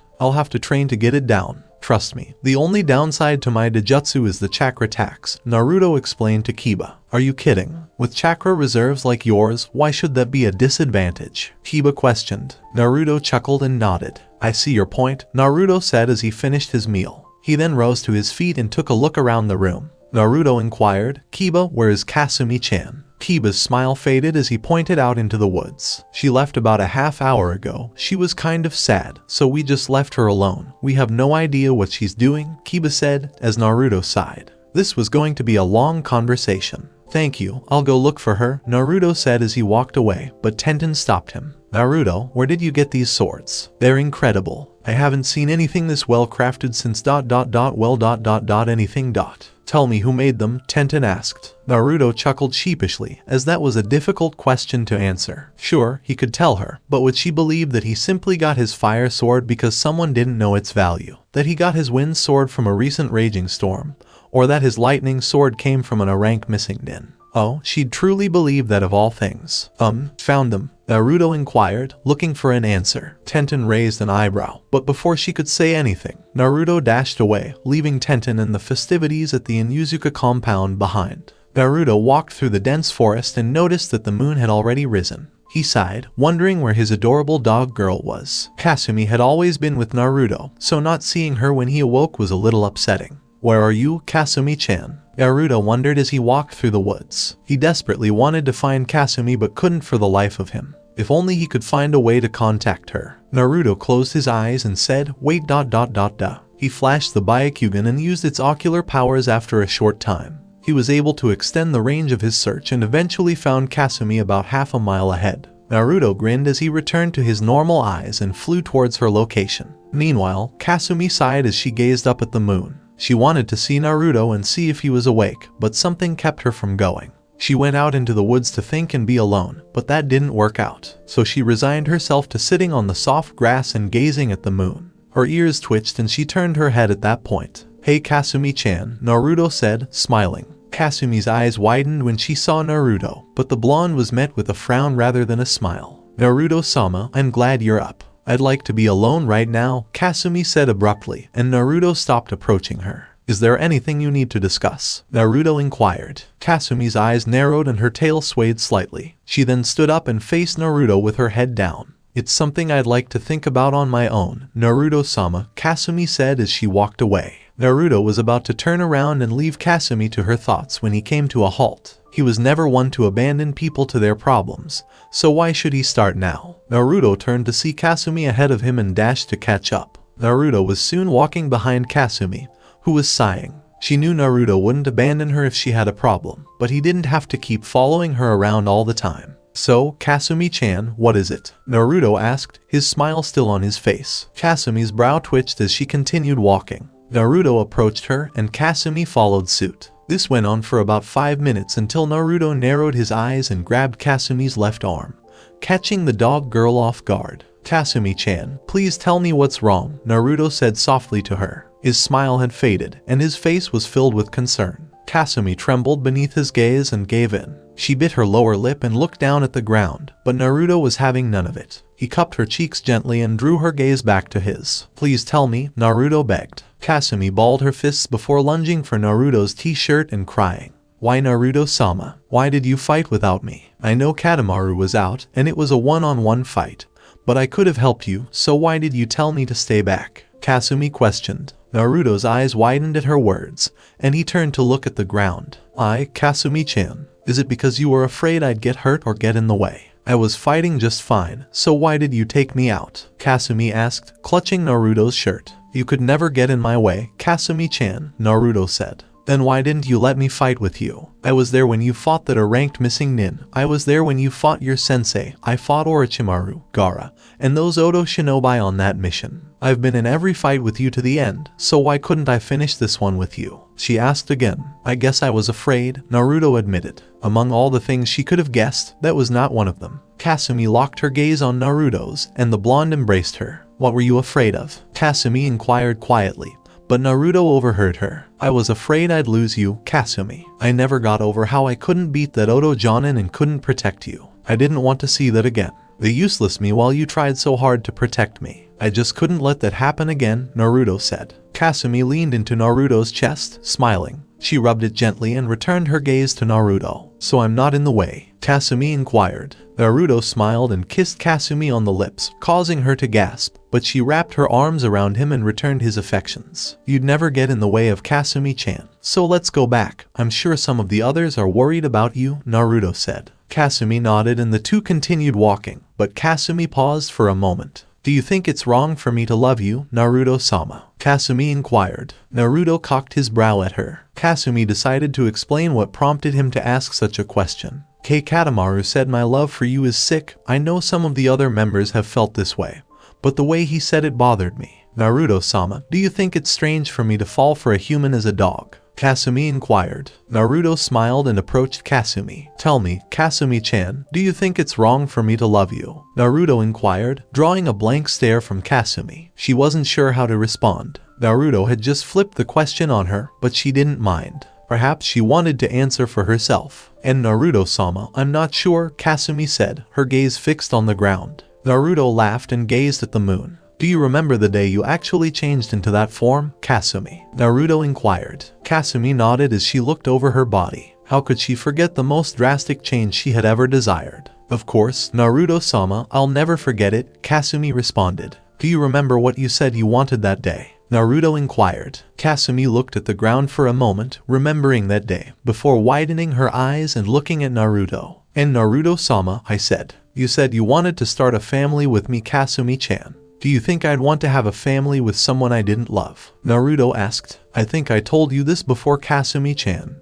but I'll say it again. I love you, Kasumi-chan. Don't let anyone tell you otherwise. Kasumi's eyes widened and she nodded. Yes, Naruto-sama. I love you. I know I love you. I'm sorry, Kasumi responded. Naruto smiled as he scratched his dog girl's ears, inducing a low growl. There's nothing to be sorry for, Kasumi-chan, Naruto said, and the two walked back to the Inuzuka compound with soft smiles on their faces, enjoying each other's company. Somewhere deep in the woods, Sasuke cursed and screamed at the moon. He desired power. He was out for vengeance. He wanted Itachi to pay for everything he'd done, but he was no closer to accomplishing his goal. The last Uchiha had had enough of Konoha and its restrictions. They only wanted to stymie him. Nobody wanted him to be successful. Orochimaru was the only place he could get his power. That's it. I'm leaving this damn village. Who needs these worthless people anyway? Always getting in my way. Stupid CRA and its rules. I don't even care about any damn girls. Why the hell should I have to go and find them then? That stupid sensei doesn't take me on any of the higher missions that I need to gain power anyway. They told me I shouldn't use the curse mark, my one ticket to power. Well, that makes things easier than we thought, says one. When Sasuke turned around, he saw 4 people emerge from the woods. One had 6 arms, another looked like a freaking one-eyed ghost, and the last was a female. Who are you? Sasuke inquired. We're Orochimaru escorts, and we were told to get you to Orochimaru-sama as soon as possible, the guy with 6 arms explained to the Uchiha. Sasuke smirked and raised an eyebrow. Well, what took you so long? It's time to leave this damn place behind, Sasuke said, to which the 4 agreed. Sasuke-kun. Sasuke scowled as everyone turned to see Sakura emerge from the woods. He didn't want this right now. Who is this bitch? Inquired the redhead of the 4. An annoyance, replied Sasuke. Sasuke-kun, don't leave Konoha. Please take me with you. I can help you with your revenge if you don't leave me, Sakura begged, her eyes welling up. While another of the four spoke, Sasuke rolled his eyes. I'm going to be fucking sick, the fat one said before being nudged to be quiet by the others. Sasuke approached Sakura and looked her in the eyes. How can you help me when you can't even help yourself? Sasuke asked, turning to leave. If you leave, I'll scream and said Sasuke. Sasuke vanished, leaving Sakura alone. HMPH, you really like to test my patience. Sasuke slammed her in the neck. Sakura sobbed and collapsed to the ground. You're kind of harsh, aren't you? One of them remarked. I couldn't care less. I'm going to get my stuff. It's time to start my revenge, Sasuke said as he walked away, his grin magnified by the moon. The following morning, as he awoke in Tsume's room, Naruto sighed. When he and Kasumi returned to the compound, Tsume offered for Naruto to spend the night, which he gladly accepted, resulting in a long night of moans and even screams of pleasure throughout the compound. The relationship Naruto had with Tsume was still strange to some of the clan members, but no one cared. Kiba had stayed with Tenten for the night, and Hana had a late-night mission, so they were mostly alone, which they didn't mind. Everyone else had to spend the rest of the night at home. Naruto was getting out of bed when he noticed Tsume had left. He wondered where his Inuzuka head had gone, but his curiosity was quickly answered when he smelled the delicious aroma of food coming from downstairs. The blonde's stomach grumbled, and he hurriedly changed into his clothes. They were slightly torn, but that was beside the point at the time. The blonde rose to his feet and proceeded downstairs. When he noticed his three elemental swords leaning against the wall outside their room, the blonde picked them up and tied them to his back as usual. He continued his walk downstairs, where he noticed Tsume preparing food for the two. Tsume turned to see her blonde maid awake, which gave the Inuzuka a small smile. Good morning, Naruto-kun, Tsume said. How did you sleep? Naruto smiled and sat down at the table. I slept really well, Tsume-chan. Fighting all day for the one you love exhausts you, Naruto replied, and Tsume blushed slightly. She quickly decided to place the food on the table and give Naruto his own food, which the blonde eagerly accepted. It didn't take long for Naruto to start eating his food and Tsume to start eating hers. They both relished each other's presence and relished the silence of the compound. Tsume then studied Naruto's form for a while. She admired the toned muscles the blonde was developing, as well as the way his eyes seemed to pierce anything they saw. She sensed a mysterious warmth from them, as well as his upbeat demeanor. She assumed Naruto had no chance of being real, but he was right in front of her. Tsume was certain that Naruto was far superior to Kobayashi in many ways. He possessed all of the endearing qualities of a mate that Tsume could be drawn to. He wasn't intimidated by her, even when she wanted him to be. He knew when to be serious and when to have fun. He made her feel like a woman, which she was, but being the Inuzuka head gave the impression of being the male dominant. So most assumed Tsume was, but not Naruto. He had just seen a tough, powerful woman lead the clan. Tough and powerful, but a woman nonetheless. What are you going to do now, Naruto-kun? Tsume inquired. Naruto took a moment to look up from his food and consider her question. Well, I'm going to see if I can't help Fu-chan with some Fuinjutsu today and also train in some Kenjutsu. I do need a partner, Naruto said, turning to face Tsume.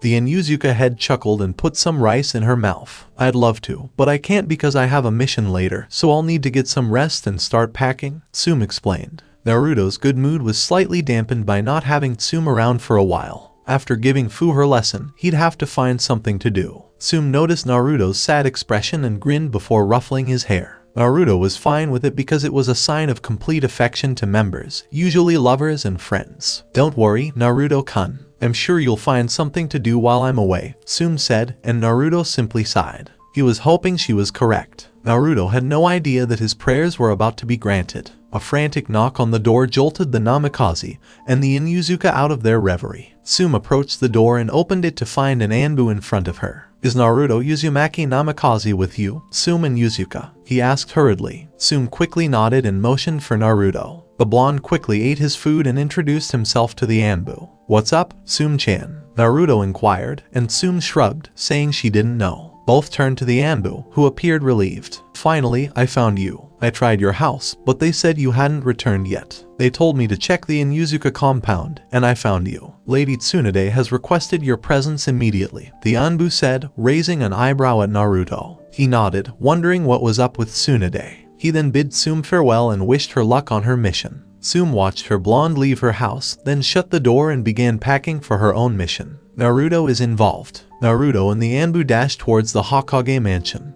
and Kiba, Akamaru, and Kasumi appeared out of the corner of Naruto's eye. Hey Naruto, Kiba yelled, and Naruto turned to see his best friend approaching him. The blonde said hello to Kiba and patted Kasumi on the head, causing the girl to growl lowly. She appeared to be as much a dog as she was a human. Kiba informed Naruto that he had also been summoned to the Hokage mansion, and they all dashed for the mansion. It didn't take long for them to enter the receptionist's room and sprint up the flight of stairs. Naruto knocked and waited for his permission to enter. Tsunade yelled, "Come in," and the Anbu opened the door. As Naruto, Kiba, and Kasumi entered, he bowed to the Hokage. "Tsunade-sama, I've brought Namikaze-sama and Inuzuka-san," the Anbu said, making Naruto's eyes narrow with the sama added to his name.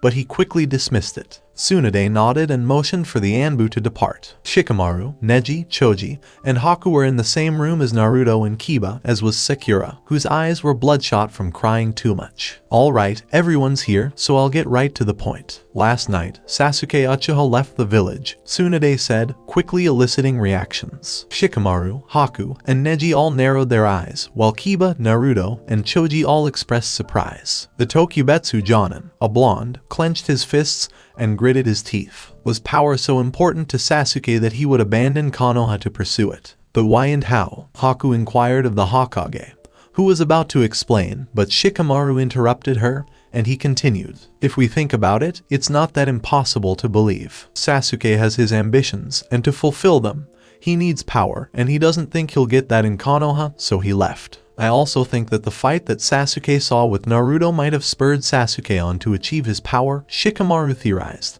and everyone agreed that it was a good idea. "So, when did he leave?" Naruto asked, trying not to lose his cool. Tsunade was aware of this but said nothing about it. "I presume Sasuke left last night," Tsunade reported. Apparently Orochimaru is very eager to see the Uchiha and couldn't wait any longer, so he sent 4 of his best guards to go get Sasuke. When they heard that, everyone gasped, and Tsunade rose to her feet. "Everyone, you must retrieve Sasuke Uchiha at all costs. This is a B-rank mission for all of you. You will be known as the Sasuke Retrieval Squad. Because he is the highest, Naruto will lead all of you off in 15 minutes. Remember, time is of the essence, people. Once Sasuke crosses the border, there is no way we can chase him down," Tsunade said. Everyone nodded and turned to leave when Sakura stepped forward. "Lady Tsunade, I'd like to accompany them," Sakura said. While Tsunade rested her head on her hands, everyone looked at her with confusion and awe. "I'm sorry, Sakura, but you can't go. You tried to stop Sasuke and it didn't work, so you'll stay," Tsunade said. Sakura wanted to retort and respond,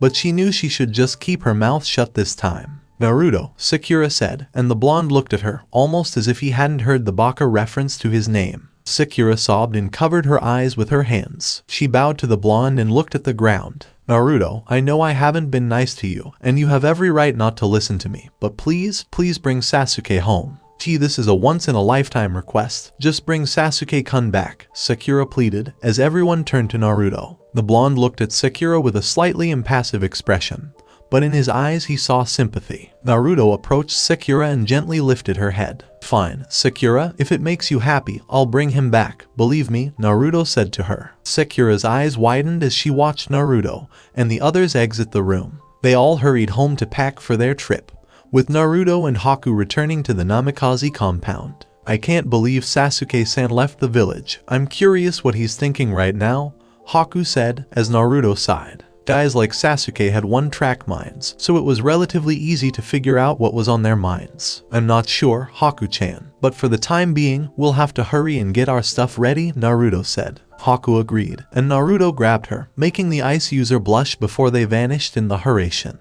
Compound Namikaze. Naruto and Haku entered the house instantly, and the blonde quickly unlocked the gates. Both entered the house to find Fu, Kyuubi, and Kushina in the living room. "Hello ladies," Naruto said, eliciting laughter from all 3 present. Fu stood up and approached the blonde, holding up her book. "So, when do we start my lesson, Naruto-kun?" Fu inquired, and Naruto slapped his brow. He had forgotten that he needed to teach Fu the Fuinjutsu. Even when he wasn't present, Sasuke had the ability to ruin everyone's day. "Sorry Fu-chan, I just got a mission. It appears that Sasuke left the village, so I've got to go get him back," Naruto said, drawing gasps from the 3 women present. "We have to leave in about 15 minutes, so we can't really talk," Haku said as she dashed into her room. Naruto chuckled and nodded before biting his thumb and slamming the ground. "Kuchiyos no Jutsu," Naruto yelled, and a small fox appeared beside him. The fox first bowed to Naruto, then to Kyuubi. "Aya, can you teach Fu a little Fuinjutsu while I'm gone?" Naruto inquired of the diminutive fox. Yes, Naruto-sama, it would be my pleasure, Aya replied, leaping onto Fu's shoulder. Naruto patted Fu on the other shoulder and smiled apologetically. Deal with it for now, Fu-chan, and I promise I'll help you when I get back, Naruto told her. Fu simply nodded and turned to face Kushina. Would you mind assisting me as well? She inquired. Kushina raised an eyebrow but nodded, saying she'd love to. They were unaware that Kyuubi had returned to her seal. She didn't want to, but she reasoned that Naruto's Dojutsu, which she had created, might be worth investigating. Well, I'm going to pack, and I'll see you girls later, Naruto said as he entered his room. After 15 minutes, Shikamaru, Neji, and Choji appeared alongside Naruto and Haku in front of the gates of Konoha. Kiba arrived in less than a minute after Naruto and Haku, and everyone was in place. Naruto looked around and double-checked all of his clothes. He was carrying 2 swords on his back and a third around his waist. The blonde walked forward, nodding to himself. Everyone thought the situation was ironic. They never expected to be taking orders from Naruto, but the world was a strange place, wasn't it? Alright, guys, I'm still new to leading missions, so it's a learning experience for me, but we'll get the job done. Okay, show of hands, how many people like the emo? Naruto asked, and no one raised their hands. They all tolerated Sasuke at best, if at all. Yeah, neither do I, Kiba, and I know how much of a jerk Sasuke is, but that team is a part of Konoha and, in the words of Shikamaru, it'll be troublesome. But we have to get him back. We lay down our lives for our comrade, Naruto said, and everyone laughed. Shikamaru blushed and rubbed the back of his neck. I couldn't have said it better myself, Shikamaru replied.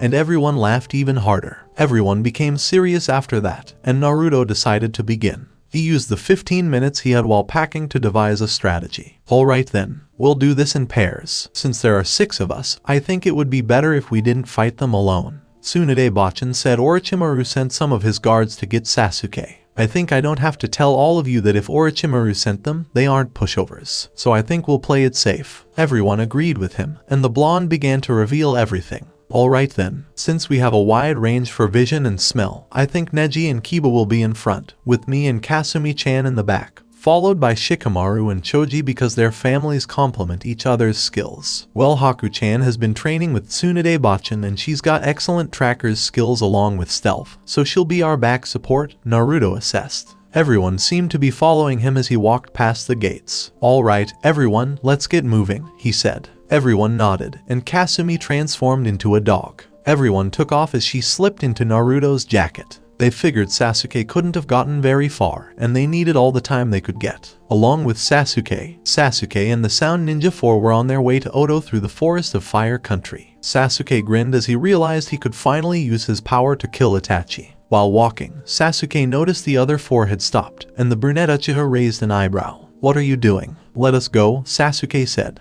The 4 of them nodded at each other. Yeah, keep your shorts on, motherfucker, Tayuya yelled, while Saken sighed. He nodded and brushed his hair with his hand. First and foremost, Sasuke, I'm afraid you'll need to die this once before we continue walking, Saken said with a grin. Sasuke narrowed his eyes and observed the other 3 smiling as well. He tensed when he saw Saken reach into his pocket, but he relaxed when he saw Saken holding a pill. Unbeknownst to you, the curse mark has a second stage. There are 2 ways to get it. The first is to have your body grow accustomed to the seal, but the second is what we've done. This pill will force your body to adapt to the seal and its power, granting you more power than you could ever imagine, Saken explained. Sasuke appeared to grin at the opportunity, but the fact that he would have to die made him reconsider. How will I be able to use the seal if I die? Sasuke wondered. Saken nodded and turned to face his 6-armed counterpart. He was known as Kidomaru, and he was an oddball. He placed a seal on the ground, and a small container emerged. Sasuke returned his gaze to Saken after inspecting the wooden container. That's what we're here for. We're experts at barrier jutsu, and for the duration of your stay inside this box, your body will become accustomed to the seal, preventing it from completely killing you. When you awaken, you'll feel amazing, Saken explained as he handed Sasuke the pill. The Uchiha sighed as he looked at the pill. Fine, I'm in your hands, but if this is a lie, I'll make you regret it, Sasuke said as he looked at all 4 of them. While the Uchiha took the pill and swallowed it, the 4 grinned at Sasuke. Nothing happened for a few minutes, until Sasuke's body began to heat up and he collapsed to the ground.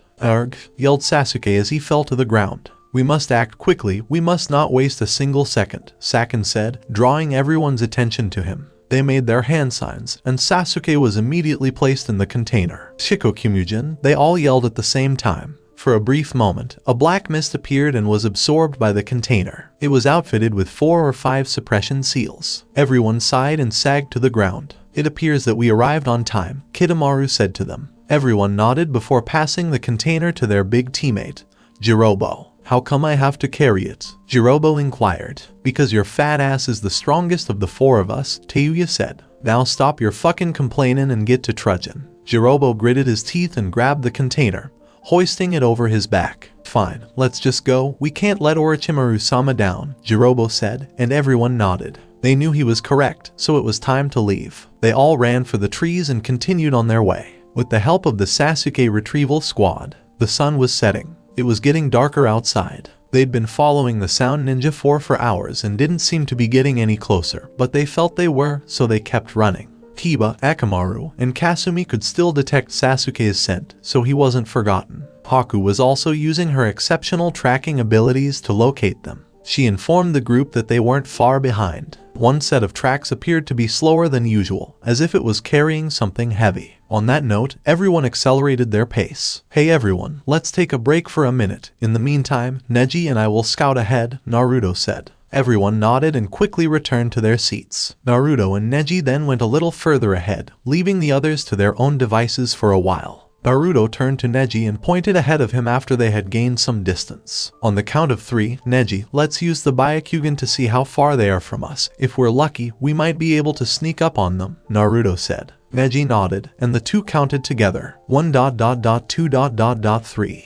Byakugan, they exclaimed simultaneously, and they immediately used their Byakugan to see over a long distance. Naruto's training with clones had given him the ability to see as far as, if not slightly further than, Neji, but it didn't matter. Both shinobi were able to see 4 figures in a large container. They appeared to be taking a short break. Did you see them, Neji? Naruto inquired. He knew he could see them, but he wanted to make sure Neji could as well. Yeah, I see them. I think they're resting right now. Though there must be some kind of special barrier jutsu because I can't see what's inside that container they have. I see they're from Oto who attacked us, so they must be with Orochimaru. That means it's the group that Sasuke took off with. I think Sasuke might be inside that container, for what I don't know. He could see the thin layers of chakra that covered their area as the blonde nodded. Someone apparently didn't want Naruto and his group to arrive undetected. That was, after all, to be expected. Alright, come on, Neji, we'll rest and continue. We don't want to lose them, Naruto said to the Hyuga. Neji agreed, and the two returned to their group to inform the others of their discovery. Their break lasted about 30 minutes before they decided to leave. The sun had long since set by that point, and night had taken its place. The moon was high in the sky, and now was the ideal time to move. Okay, is everyone ready? Naruto inquired. They all nodded, and the group bolted.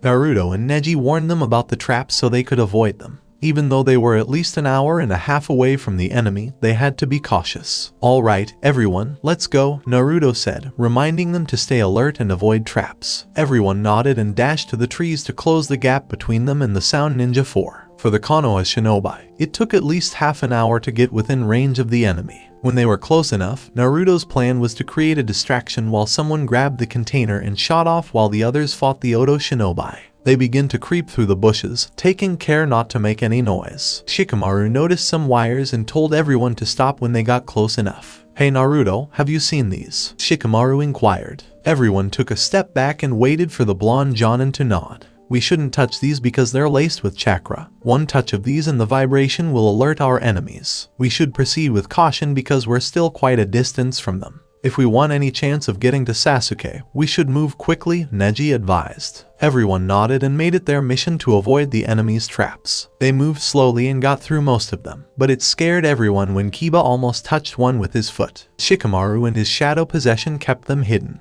but what they didn't realize was that one of them was double-wired, and Choji stepped on it. With the help of the Sound Ninja 4, all 4 members of the group were sleeping peacefully around the container that held Sasuke. Kidomaru felt his index finger twitch and his eyes shot open as they slept. He then sucked his teeth and stood up. We've got company closing in fast, Kidomaru said. Teuya cursed their luck as everyone's eyes shot open. Oh fuck, just what we need right now. Let's get out of here, Teuya exclaimed, and everyone nodded. Jirobo quickly grabbed the container, and the four of them dashed through the woods to avoid the approaching annoyances. About 20 minutes later, Naruto and his team arrived at the location of the Odo Shinobi and cursed. "Damn it, if only we were faster." Sigh. "Alright, let's hurry up. The stealth part is pretty much over now that they know we're following them. It'd be best if we caught up with them now before they gain any further distance over us," Naruto said to everyone. They all nodded and vanished into the darkness. For a while, there was a long game of cat chasing mouse going on. It was even later in the day that Naruto and his team caught up with the Odo Shinobi. Jirobo placed the container on the ground as the Sound Ninja 4 came to a halt in an open field. "I'm tired of this running shit. They're probably weaklings, so let's go take them out now," Jirobo exclaimed. Everyone sighed and turned to face their large teammate. "Damn it, Jirobo, now is not the time. We need to get the Uchiha to Orochimaru-sama right away.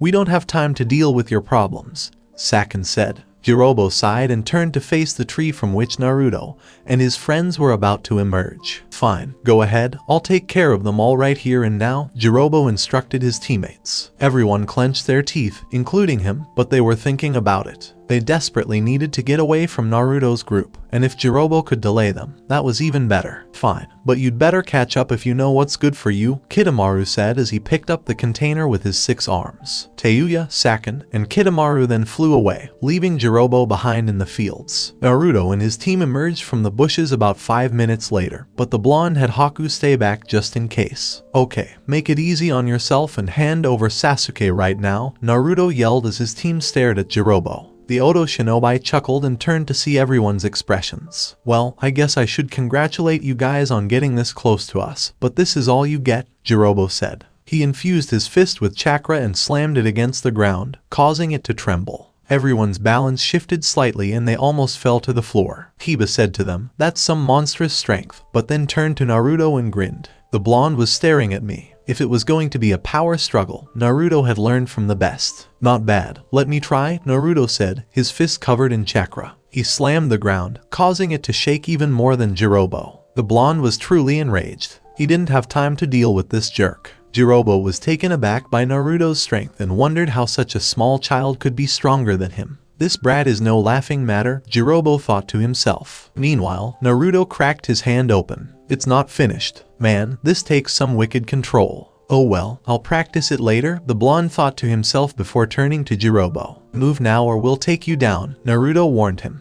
Jirobo burst out laughing and placed his hand on his head. "Are you stupid or something? You think you've beaten me just because you can do that?" Jirobo asked between laughs. Naruto's eyes narrowed as Kiba and Choji gritted their teeth at him. "We don't have time for this," Naruto said before hurling a kunai at Jirobo. The man easily evaded the attack and stood there watching as the kunai embedded itself in a tree behind him. "Was that all you had, brat? Your team must fucking suck if you're their leader," Jirobo said. 2 people snapped when that was said. Choji took a step forward, and Haku emerged from the trees. "Naruto-kun, go ahead, Choji-san, and I will deal with this guy," Haku said. Naruto's eyes narrowed as he considered it. "How do you feel about this situation, Kyuubi-chan?" Naruto inquired of his tenant. Kyuubi turned away from her Dojutsu designs and looked up. "If it's for the sake of time, Naruto-kun, this is the best option. I'm not sure what to say, but you're calling the shots," Kyuubi said. Naruto cursed while balling his fists. He never wanted to see them split up, but he had no choice. Naruto approached Haku and kissed her on the cheek, causing the girl to blush. "Be careful, Haku-chan," Naruto warned her. Haku nodded, a gentle smile spreading across her face. Naruto felt less tense as a result. The blonde sighed as she returned to the others. "Haku-chan and Choji will take care of this. Let's go," Naruto said. Neji, Kiba, and Shikamaru shifted their gaze from Haku and Choji to Jirobo and back. They wanted to argue against and protest Naruto's order, but they all knew he was correct. Time was of the essence, and they needed to complete their mission. "Got it, Naruto," Kiba said. Jirobo came to a halt as Naruto nodded. "Don't think I didn't hear you guys, you're not going to get past me," Jirobo exclaimed. Naruto ignored him and returned his attention to his team. "Hold on to me, guys, and be ready to run.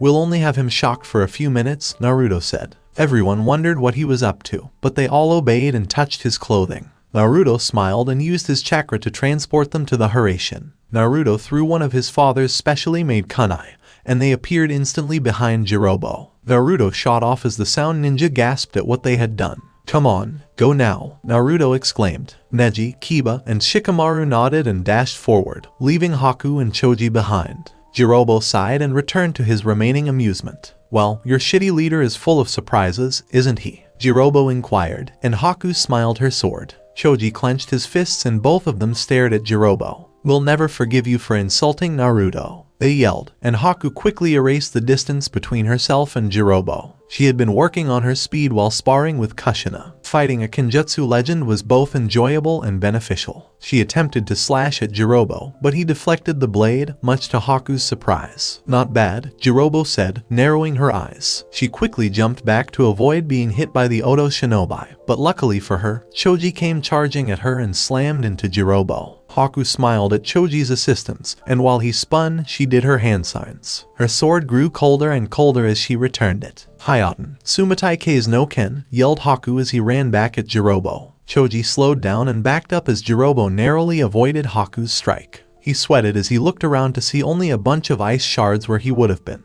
He was already being cornered, which irritated him. Alright, if that's how you two want to play, then I'm game, Jirobo said, putting Haku and Choji on alert. After all, the fight had only just begun. Together with Naruto and the others, Naruto and his team dashed through the forest in pursuit of the enemy. Tiba had closed the gap between himself and Naruto at that point. Are you okay, Naruto? Tiba inquired. Naruto nodded and sighed. I guess, though I don't like leaving them, Naruto said to the others. Everyone agreed with him on that point. Leaving their friends behind had left a bad taste in their mouths. It's a mission, we'll just have to finish ours faster and assist them, we'll just have to trust them, Shikamaru said, and the others agreed. They were getting closer to the enemy when they were surrounded by a massive spider web and cursed. Well, it appears you stumbled into my trap, and now none of you will escape, Kidomaru said. Naruto nodded as he turned to face Neji. He wasn't sure how good this would be, but he figured it was worth a shot. Shikamaru, Kiba, stand back, Naruto said as he made his hand signs, but he avoided Kidomaru's 3 curved blades. Do you think I'm going to let you do that? He asked, and Kiba and Shikamaru went to challenge Kidomaru while Naruto and Neji worked their way out of the pickle they were in, with Naruto restarting his hand signs and Neji refocusing his chakra. Katen, Gakakyu no Jutsu, Naruto yelled, sending the blazing fire at Neji. The fire collided with Neji's Kaiten, and the Hyuga yelled out their new collaboration jutsu. Gon Kaiten, Neji yelled, and a fierce spiraling flame was sent around the entire webbing, melting it and freeing Naruto and his team. Impossible, Kidomaru said, and after he stopped spinning, Neji turned his gaze towards Kidomaru and appeared in front of the Oto Shinobi, waving a palm strike and launching him towards a tree. You must keep moving, Naruto-san. I'll take care of him. Don't let them get away, Neji warned. Naruto sighed but nodded, thanking Neji before he, Shikamaru, and Kiba took off. Naruto-san, Sasuke may be a jerk, but he's trapped in the darkness. I'm confident you can talk him out of it. Just like you did with me, Neji thought, smiling. Alright, then. How about I show you the Juuken of the Hyuga family? Neji suggested, and Kidomaru grinned, thinking it might be worth it to be a decoy. Together with the other Sound Ninja 4. Damn, wasn't Jirobo supposed to hold them up? He's bound to let some slip through. This is so vexing, Teuya exclaimed as she watched Saken carry the container. We don't have a choice here. We need to get this brat to Orochimaru-sama, Saken said, suckling her teeth. What does it matter in the end? I'm getting out of there as soon as the brat is with Orochimaru. There's no point in staying without kin, Teuya thought to herself. Normally, she'd never try anything against Orochimaru, but she'd had enough. It was time for her to leave, and she was going to leave. She had no idea where she was going, but anywhere without Orochimaru had to be good. Well, let's hurry up then, Teuya said, but Saken sucked his teeth and realized Naruto, and the others were right behind him again, and they were closing in. How come these guys never give up? Teuya inquired, and Saken immediately handed Teuya the container, which he then duplicated. You go. I'll take them away with me. Please hurry. Saken dashed away. Teuya cursed and dashed away. Naruto and his friends came through the trees again and looked around. His scent is this way, Kiba said, but Naruto turned away. Yeah, but she's going in a different direction. They both share a container. I guess we'll have to split up, Naruto said, opening his jacket, and Kasumi jumped out, stretching her legs. Can you go help Kiba, Kasumi-chan? Naruto asked, and Kasumi nodded and changed into her human form, making Kiba and Shikamaru blush.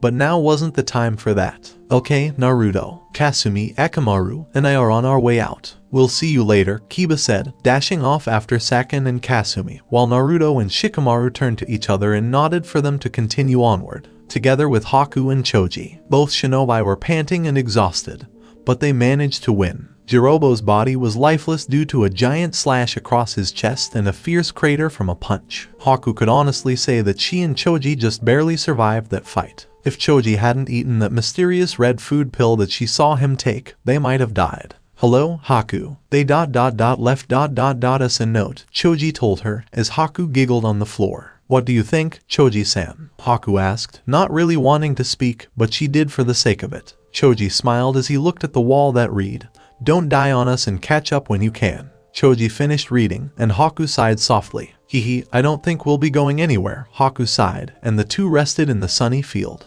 No kidding, Choji said as he and Haku closed their eyes. Together with Neji. Neji was having a difficult time as well. His injuries were even worse than Choji's or Haku's. He appeared to have been hit several times with bows from an arrow, which he had. Neji was able to suppress Kidomaru, but it cost him dearly. It turned out that Kidomaru was quite the archer and a deadly marksman. He had figured out the blind spot of Neji's Byakugan, which would leave him vulnerable. It's entirely up to you, Naruto-san. Bring Sasuke back, Neji said as he passed out on a tree. Kiba, Akamaru, and Kasumi. Kiba, his dog, and Kasumi managed to catch up to Saken. It wasn't difficult because the guy wasn't trying to move, which made it easier. Alright, hand over that container or we might not kick your ass, Kiba said to Saken, who chuckled and then burst out laughing. There is an issue with that. You see, it's like this, Saken said, and the container poofed away. It turned out Naruto was correct. It was a decoy. Oh well, at least Naruto and Shikamaru were on the right track, and Kiba and Kasumi could now deal with Saken with ease. Well, I'll make this quick for both of you. I'm going to go all out from here on out. Are you ready, brother? Saken inquired, and the second head on him grinned and responded.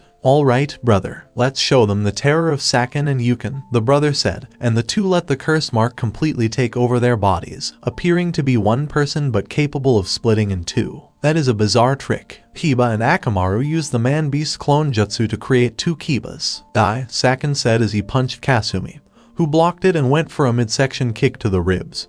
But she underestimated Saken's skin density and simply watched him skid back. Didn't even hurt, Saken said, making Kasumi growl at him. Alright, so it wasn't going to be as easy as she thought. Kasumi decided to go on the offensive and, with thanks to Kyuubi for brushing up on her speed, she disappeared in a fast movement that could rival Lee without his weights on. Kasumi might have been the female version of Lee. No Jinjutsu or ninjutsu, just straight. I'm in pretty good shape today. I must be hyped or something. Kasumi continued her onslaught. Meanwhile, Kiba and Akamaru were having difficulty dealing with Yukin, who was as slippery as they came. Kiba and Akamaru jumped back, and Kiba crossed his fingers. Kage Bunshin no Jutsu, Kiba yelled, causing two Kiba clones to appear, and Yukin raised an eyebrow as Kiba smirked. It's time to demonstrate why this dog has so much bite. Kiba yelled, and his clones charged at Yukin, who was overwhelmed and tried to block each Kiba, but it wasn't to be as the Kibas kicked him into the air. Ainuzuka, yelled the Kibas, and the real Kiba and Akamaru appeared above him, spiraling as they slammed into his body. Gatsuga Renden, Kiba said as they threw Yukin to the ground, huffing as he dispelled his clones. Akamaru yipped at him, and Kiba patted his dog's head.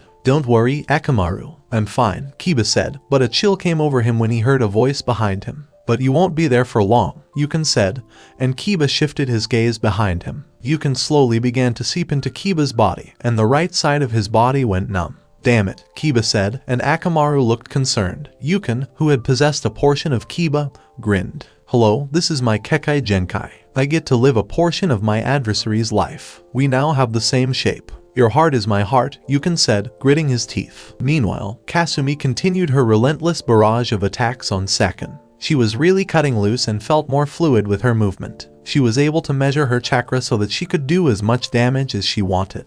She even made Saken bleed a few times, and that allowed her to see that she was making progress. Kasumi was about to unleash another punch when she saw Saken point to his left. I think that's enough of you, girly, Yukin said, and Kasumi growled. Saken stood up and wiped the blood from his face. Well, that's how it goes. Now stand there and take this, Saken said, slamming his fist into Kasumi's stomach. The dog girl gasped and dropped to the floor. Saken didn't let up as he continued his constant barrage of attacks on Kasumi. Kiba balled his fist and quickly stabbed his leg. Just fight, Kasumi. I'm going to be fine. This guy won't risk killing me if he kills himself, Kiba yelled, and Kasumi huffed. She saw Kiba's complete conviction in her eyes and nodded, grabbing Saken's punch and grinning. I've been working on a new taijutsu move. Why don't you watch me do it? Kasumi said as she kicked Saken back, dropping to all fours and scratching the ground with her claws. Kasumi vanished and quickly appeared behind Saken, kicking him into the air and appearing above him. Kasumi gave a feral grin and quickly hugged Saken tight. Almost TSGA, Kasumi yelled, spinning violently towards the ground. Kiba recognized it as a simple version of Lee's Amot Renge, but what he didn't know was that Kasumi only had one thought as she spun towards the ground. Hyuubai-sama, thank you for the training, Kasumi said quietly to Saken. You know, a human wouldn't be able to do this without rigorous exercise and fitness, but I'm different. As a half-dog, half-human, that limitation does not apply to me, Kasumi said as she spiraled Saken into the ground, quickly rebounding and crossing her fingers. Alright, so I can do one jutsu sumi. Kasumi yelled, Kage Bunshin no Jutsu, and made one clone. That was her limit, only one clone, and this was her only jutsu.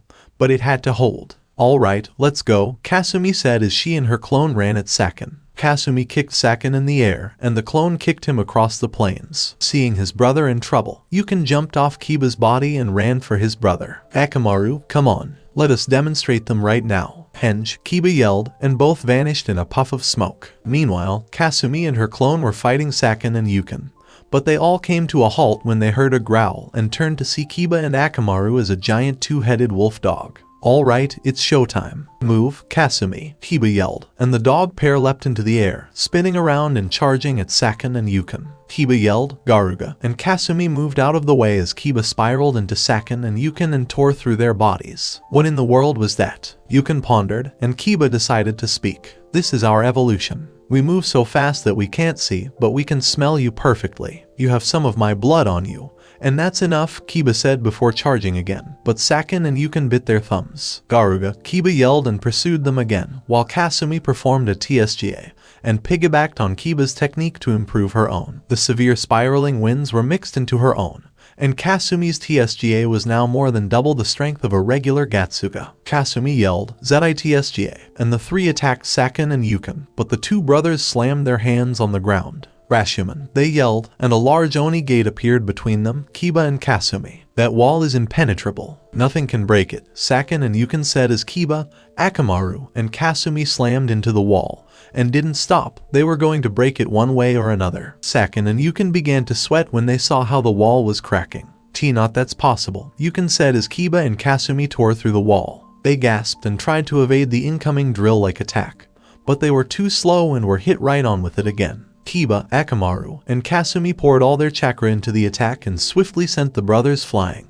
I'm hoping that's it. I'm done fighting. I'm out of chakra, Kiba said with a smile, and Kasumi nodded and fell to the ground as well. I can only hope Naruto-sama is doing better than we are, Kasumi said as she lay on the ground, while Kiba nodded and softly petted a sleeping Akamaru. Naruto and Shikamaru are present. Shikamaru, if you have a plan, I would like it right now, Naruto said, dodging another demon figure. Shikamaru sighed and dodged two more. They finally caught up to Teuya, but she wasn't going down without a fight. She was already in her Curse Mark II form and was attacking Naruto and Shikamaru with her flute, not to mention that she had just handed the container to Kimimaro. Wait a second. This woman is a pain in the neck. Alright, Naruto, you go ahead, I'll handle this, Shikamaru said, shaking his head. We should just take her together, Naruto suggested, and Shikamaru would have preferred nothing more. But time was of the essence. Naruto, just leave. You are the leader, so you must go find Sasuke. Shikamaru said, I'll keep her here, and Naruto turned to face him. Shikamaru looked into Naruto's eyes and realized he was using his Dojutsu to fight Teuya, but that wasn't the point right now. Like this, Shikamaru said, and Teuya gasped as she became frozen in place, while Naruto closed his eyes and turned to Shikamaru. Looks like Ukekai Genkai is going to help me fight, Naruto said, and Shikamaru sighed, indicating that the Nara clan was no longer the only one who possessed the shadow. Do you realize how bothersome you are? Shikamaru inquired, and Naruto shrugged and smiled. Hey, someone has to be there, don't they? Naruto inquired, and with a kunai, he vanished behind Teuya and shot off, but for some reason, he returned his gaze to the redhead and grinned before continuing. How come that fucker just grinned at me? Well, whatever, it's time to kick this current fucker's ass, Teuya mused. You are aware that your friend has died. Kimimaro is no pushover. He's capable of being your best Jonin, Tayuya said, raising an eyebrow. Naruto is no pushover either. He'll win, and you can bet Sasuke is coming back to the village with us, Shikamaru said, while Tayuya simply looked at the pineapple-haired boy. What gives you the impression he'll win? Tayuya inquired, and Shikamaru grinned and rubbed the back of his head, prompting Tayuya to do the same. Well, I have faith in him. Besides, as far as I know, no Tokibetsu Jonin is a pushover, Shikamaru said, widening Tayuya's eyes. Naruto is involved. The blonde Tokibetsu Jonin dashed through the trees of the forest, determined to catch up to Kimimaro. That ass still had his ass kicking coming for leaving Konoha, and Naruto was going to make Sasuke regret it. Aren't you slick? Naruto inquired, and Kimimaro simply placed the container on the ground, his face expressionless. Don't get involved. It will only be detrimental to your health. I will deliver Sasuke to Orochimaru-sama, Kimimaro said to Naruto, narrowing his eyes and unconsciously flashing his Shinsenagen once more. Orochimaru-sama, man fuck that snake Sanin. How the hell can people be this stupid when it comes to serving one guy? It really irritated Naruto. It was like these fucking people. If I hear you use that word, I'm going to lose it, Naruto said as Kimimaro sighed. It was pointless to talk to those who had no idea what others went through. Soon after, the container poofed, and both looked to see Sasuke emerge, grinning and turning his gaze to Naruto. Sasuke, come on over here. I'm taking you back to Konoha, Naruto said, and Sasuke HM-fed and bolted. It appears that Sasuke has made his choice, Kimimaro said, blocking Naruto's path while cracking his knuckles. Then I'll make my decision now. If Sasuke returns, I'll take him back.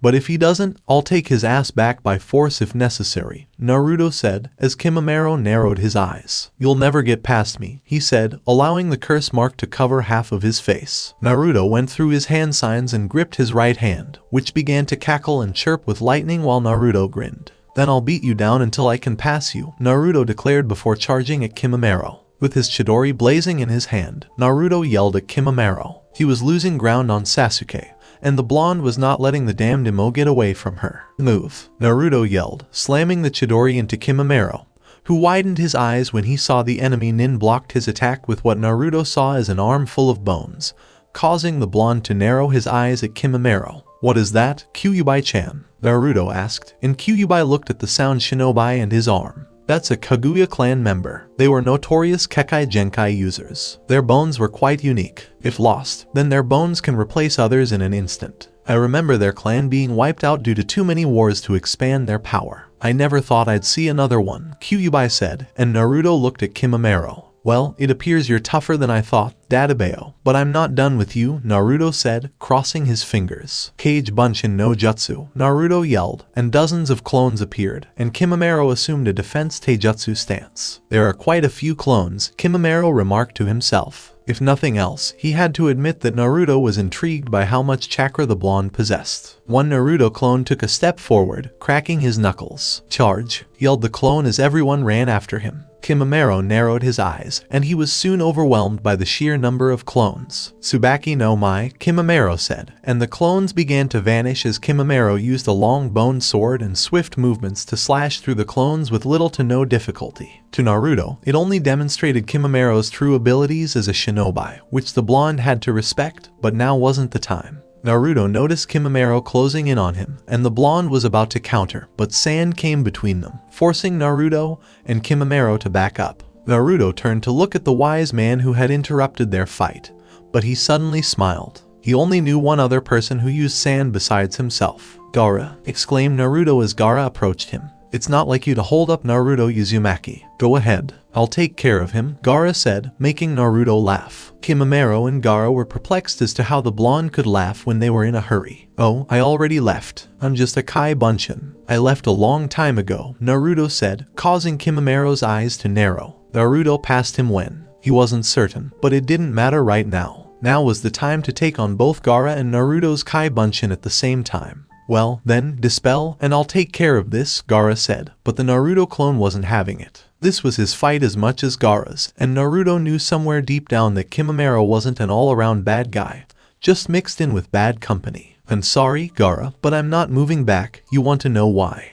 Because I'm going to show Kimimaro something important, Naruto said, causing Gaara's eyes to narrow. Kimimaro raised an eyebrow, but did not linger and dashed at Naruto. Gaara moved in front of the blonde, controlling his sand with a quick hand movement to block the attack. Naruto smiled and decided to impress Gaara with his talent. The blonde's hands touched the ground, and the sand beneath them swirled. "Gaara, move," Naruto said, and Gaara turned his head to see Naruto gripping the ground tightly, as if attempting to hold it, but the blonde was not doing so. He was in command of it or bringing it up to fight for him. Naruto smiled and raised his hand. His sand immediately followed, causing Kimimaro to back up to avoid being hit. Gaara looked at Naruto, puzzled as the sand regressed to the ground. "I'll explain later," Naruto said, flaring his Shinsenagen. Gaara moved behind the blonde as he raised his hands. As Naruto concentrated on his chakra, the sand began to shake and crumble around the entire field. But Kimimaro wasn't going to let the blonde finish. He dashed for Naruto and was about to strike the blonde down when Gaara moved his sand in front of him, blocking the attack and making the Naruto clone smile. "Thank you, Gaara, I'll be done in a few minutes," Naruto said, quickly moving through his hand signs. Meanwhile, Gaara distracted Kimimaro with his sand as the bone user dodged left and right to avoid the sands. "You're both fine, but it's time to put an end to this pointlessness," Kimimaro said as he hurled multiple dense bones at the two. Gaara used his sand to block them all, but it was difficult because the bones were breaking through the weak points in Gaara's sand. "Are you finished yet, Naruto Uzumaki?" Gaara inquired, and Naruto nodded. He was finished, and he had to thank Gaara for it. "Yeah, now I'll show him what I've got, Dadabeo," said the Naruto clone. He could only hope that his true self had caught up with Sasuke and was containing him. With the original Naruto, Naruto dashed through the trees, trying to catch up to Sasuke. This was utter nonsense. It would not have worked if Kimimaro had not been distracted by the clones in order for Naruto to make the switch. He also had to thank Kami for Gaara arriving on time. "Is power really that important to you, Sasuke?" Naruto wondered as he quickly exited the trees and arrived in a valley. He looked around in awe at the setting. The blonde came across statues of Senju Hashirama, the first Hokage, and Madara, the most powerful Uchiha. The site where the Konoha founders met, fought, and allied. Naruto couldn't take in the scenery for long before spotting Sasuke on top of the Madara statue's head. The blonde narrowed his eyes and leapt down, yelling at the brunette Uchiha. "Sasuke!" yelled Naruto, causing the Uchiha to turn around. Naruto's eyes widened as he noticed Sasuke's face was partially covered in the curse mark. Sasuke gave an arrogant smirk as the blonde growled. "Well, if it isn't the loser. It's amazing what someone like you can accomplish when you have the Sharingan, huh? I bet you'd still be the same old loser that you always were if you didn't have my clan Dojutsu," Sasuke said, gritting his teeth even more. He knew he was being stupid, but was Sasuke really that arrogant about his clan? When he didn't get an answer to his question, Sasuke smirked and walked away, leaving Naruto alone. If only for a brief moment. The blonde added chakra to his feet, jumped in the air, and dashed for Sasuke. It didn't take long for the blonde to slam Sasuke down and grab his collar. "You think you're so special, huh? You think you can get away with anything and it'll be okay? I'll tell you something, Sasuke. Your clan would be ashamed of you right now." Naruto yelled, and Sasuke exploded. No one mentioned him or his clan, and no one told him what they thought of him. "What the hell do you know? You're not a Uchiha. You'd have no idea how I feel. You're just a damn." Naruto lost it and punched Sasuke across the face. While the blonde punched the Uchiha again, Sasuke coughed up some blood. Naruto slammed Sasuke into the ground and lifted him up by the collar of his shirt, saying "wake the fuck up" between each hit, making Sasuke try to wake up from his arrogance. "You're so pitiful. Sekira wept over you. She wants you to come home. Are you really going to waste your life on this stupid thing called vengeance? So, what happens next? I doubt Konoha will accept you back simply because you want it," Naruto yelled, and the blonde was slammed in the face, knocking him off his feet. Naruto backflipped through the air and landed on his feet. The blonde wiped his chin and gritted his teeth, but saw Sasuke pull out a kunai, which collided with each other and fell down to the waters below them. Naruto jumped back into the air and exchanged blows with Saw. "I'm not done with you, Dobe," Sasuke yelled, reaching into his pouch and pulling out 3 kunai and some wires, which he threw at Naruto and immediately tied the blonde to a tree, while Naruto cursed. "Katen, Raika no Jutsu," Sasuke yelled, causing the fire to glide along the wire and aim for Naruto. The blonde narrowed his eyes and looked at the ground, focusing his chakra into the dirt and making it shoot over him, colliding with the fire. Sasuke sucked his teeth and backed away while standing on top of the Shodame's head. Is that it, Dobe? You're a Tokibetsu Jonin, right? That's right. You have no idea who you're messing with, Sasuke yelled, and Naruto's hair covered his eyes, and the blonde balled his fists. Okay, so Sasuke wanted to play hard. Naruto could play just fine. Naruto cracked his knuckles and took out his fire sword. Alright, Sasuke, I'll kick your $sign all the way across this valley. Naruto, and immediately he appeared behind Sasuke in a flash of yellow lightning. Sasuke widened his eyes when he saw Naruto's fire sword flare up. The blonde slashed forward with the intent to kill Sasuke, but the Uchiha managed to dodge thanks to him anticipating the strike. Naruto really needed to start his training with his mother in the use of swords, or this wasn't going to go well for him as a. Naruto waded beneath the water and the blonde sighed. Sasuke must have been training under Genma or this wouldn't be happening. Sasuke wasn't this fast or this much of a problem. Frankly, Naruto could easily end this with the Amaterasu, but then again, he had to bring Sasuke back alive, or rather in a conscious state at the very least. Kyuubi-chan, do you have any suggestions for how I can finish this quickly? While still in the water, Naruto inquired. Kyuubi sighed in her room. Well, there are several ways you could end this quickly. It's not really that difficult, so just go with it, Kyuubi said, and Naruto nodded. The blonde held out his hand and quickly, with his other hand, began to form the Rasengan in his hand.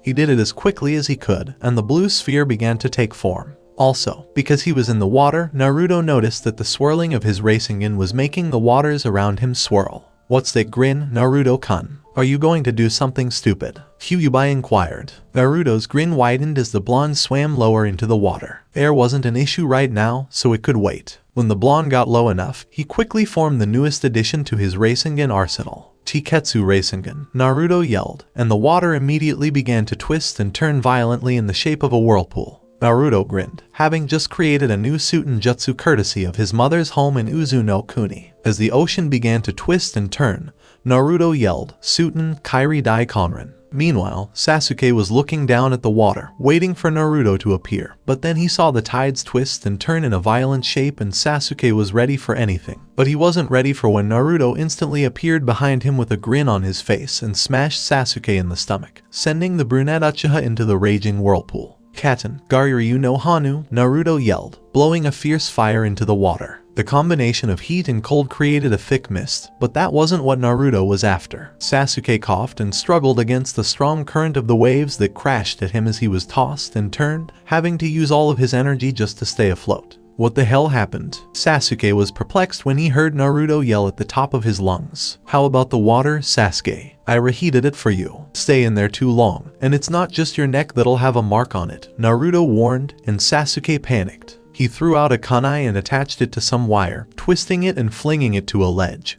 And the Uchiha jumped out of the water, his clothes dripping in their wetness. Because of the mist, Sasuke couldn't see anything, and he really wanted to find Naruto and kick his ass for playing that damn trick on him. After a while, the waters calmed down enough for Sasuke to stand back on the water, and Naruto joined him. The two stared at each other. You never learn, Dobe, you're always getting in my way. I'm going to make you pay, Sasuke said as he went through the hand signs that Naruto recognized all too well. Sasuke gripped his left hand and it cackled loudly with the sound of birds. Naruto narrowed his eyes and did the same hand signs. He clutched his right hand and made it cackle as well. The two shinobi stared each other off, looking with their respective Dojutsu flaring. Together with Gaara and the Naruto clone, Gaara and the Blood Naruto clone managed to keep Kimimaro at bay for a while, but it turned out that the Blood clone had been practicing hand signs for his new Sand Jutsu, which was supposed to create a giant sand kitsune that would engulf Kimimaro and keep him at bay. But the Bone user used his second stage curse mark, which transformed him into some sort of humanoid dinosaur. Any suggestions, Gaara? Naruto inquired, and Gaara looked impassively at Kimimaro. Naruto sighed, but it was only then that Gaara responded. Only one for the time being. It takes a lot of chakra, so keep him busy for me, Gaara said as he went through his hand signs. Naruto nodded and quickly moved his sand to go after Kimimaro. It was easy to see that the Sound Nin easily dodged all his moves. The blonde sighed and closed his eyes for a second from the simple strain of using them and looked at his left arm. He touched it strangely before turning back to Kimimaro. Can you tell me why you serve Orochimaru? Naruto asked, drawing Gaara's attention before turning to Kimimaro. The Sound Nin looked at Naruto, confused by the sudden question, though his face didn't show it. Why should it concern you? My master is Lord Orochimaru. I would gladly give my life for him. I will do whatever he asks, Kimimaro said, narrowing his eyes. So you wouldn't complain if he decided to toss you aside, right? Naruto inquired, and Kimimaro hesitantly nodded in affirmation, his eyes wandering for the time being. So, why serve someone who will desert you? Naruto inquired, and Kimimaro's gaze never strayed from Naruto's. Because Orochimaru-sama gave me a reason to live. When I was younger, I had nothing. He provided me with a reason to live. He stated that he wanted me to assist him with his ambition. Sasuke will go to Orochimaru because he desires power, which Orochimaru-sama will provide. It must be wonderful not to have to worry about anything. You must be blind to the world's problems, Kimimaro said, and Naruto narrowed his eyes. Oh, I know about problems, but unlike you, I did something about it. I worked hard to change people's perceptions of me, Naruto said, grumbling that most of it was because he was the Yondame's son.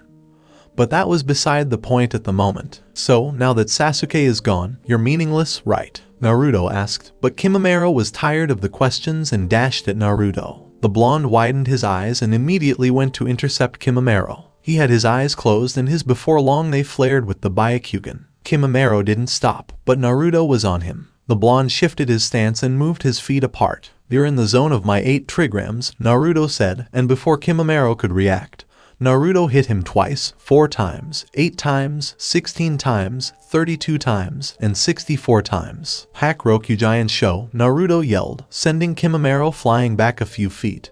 And Naruto moved back after Gaara finished his hand signs. Raisabakuri, Gaara yelled, and immediately a massive wave of sand erupted from the ground in the shape of a tidal wave, widening Kimimaro's eyes. He tried his best to avoid the incoming sand, but it quickly overwhelmed him and engulfed the bone user in its contents. Gaara narrowed his eyes and slammed the ground. Sabakutai's, Gaara yelled, shaking the sand cushion and crushing the ground beneath it. Naruto decided to help Gaara and did his own hand signs. Katen, Haukeyu no Jutsu, Naruto yelled, sending the massive fire crashing into the sand and causing it to explode from the intense heat. The two Jinchuriki sighed as they looked closely at the destroyed field. Is he not down? Naruto inquired, and Gaara shook his head. Then, as if on cue, Kimimaro leapt from the air and dashed for Naruto and Gaara, the massive bone drill on his arm spinning violently. Tesenka no Mai, Kimimaro yelled as he aimed for Gaara. The sand Jinchuriki widened his eyes as he didn't have time to react, but what followed was unexpected.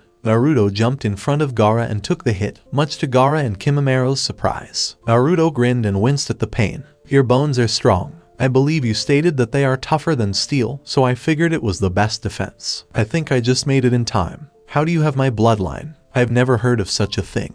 And I know you're not a Kaguya, Kimimaro asked, and Gaara was curious as well. It was his sand first, and now this. It was extremely perplexing. Like I'd tell you that. If you want to know, you'll find out when I take you back to Konoha for interrogation, Naruto said, his eyes narrowing. Gaara smiled inconspicuously across his face. The Naruto clone grinned as he thought of something. How long can you keep him restrained, Gaara? Naruto inquired. Gaara cocked her brow. His sand was swirling around. A few seconds, perhaps less. What are you going to do? Gaara inquired. Naruto's grin widened as he revealed his plan to Gaara. Kimimaro looked at them without emotion, while the redhead widened his eyes. Strategizing is pointless. You'll both die here anyway, Kimimaro told them. The bone user was completely unaware that Gaara's sand had snaked around his 2 legs, immobilizing him. Naruto dashed forward to get closer to Kimimaro, but the bone user tried to swing his bone drill at the blonde. Naruto, on the other hand, saw it coming and dodged it. The blonde then looked straight into the bone user's eyes,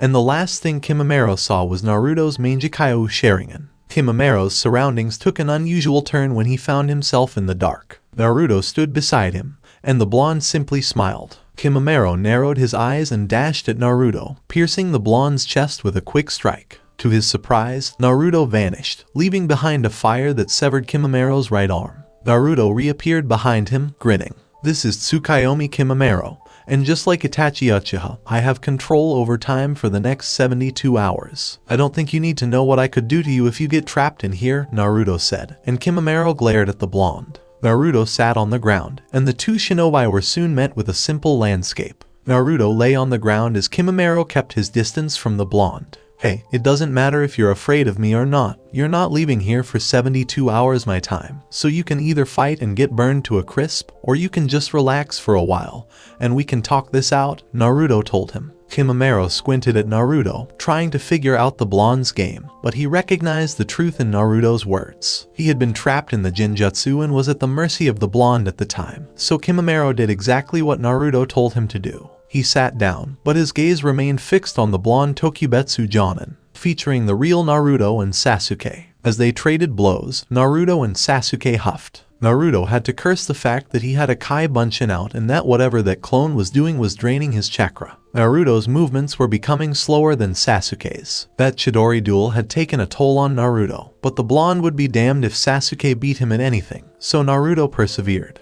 The Uchiha grinned as Sasuke's curse mark engulfed the left half of his face. This would be far better than he could have imagined. Naruto skidded back as Sasuke kicked him across the water. Naruto smiled and wiped his brow. Not bad, team, Naruto commented, and Sasuke smiled. That would be far from the case. That's right, dope. I'm going to make you regret coming after me, Sasuke declared as he dashed at Naruto. The blonde followed suit, and the two quickly exchanged blows while their Dojutsu locked eyes. The Shinsenagon versus the Sharingan this time. Naruto managed to block all of Sasuke's punches and kicks while countering with his own. Sasuke was being pushed back quickly as he questioned why Naruto was stronger than him. Genma had been constantly training the Uchiha, and Sasuke was convinced that Genma was not a worthless Jonin like Kakashi with his stupid teamwork aspects. Naruto slammed Sasuke in the face with a punch, causing the Uchiha to bounce across the water like a rock being skipped until Sasuke vanished into the waters below. Naruto sighs and wipes his brow. This was not good for him.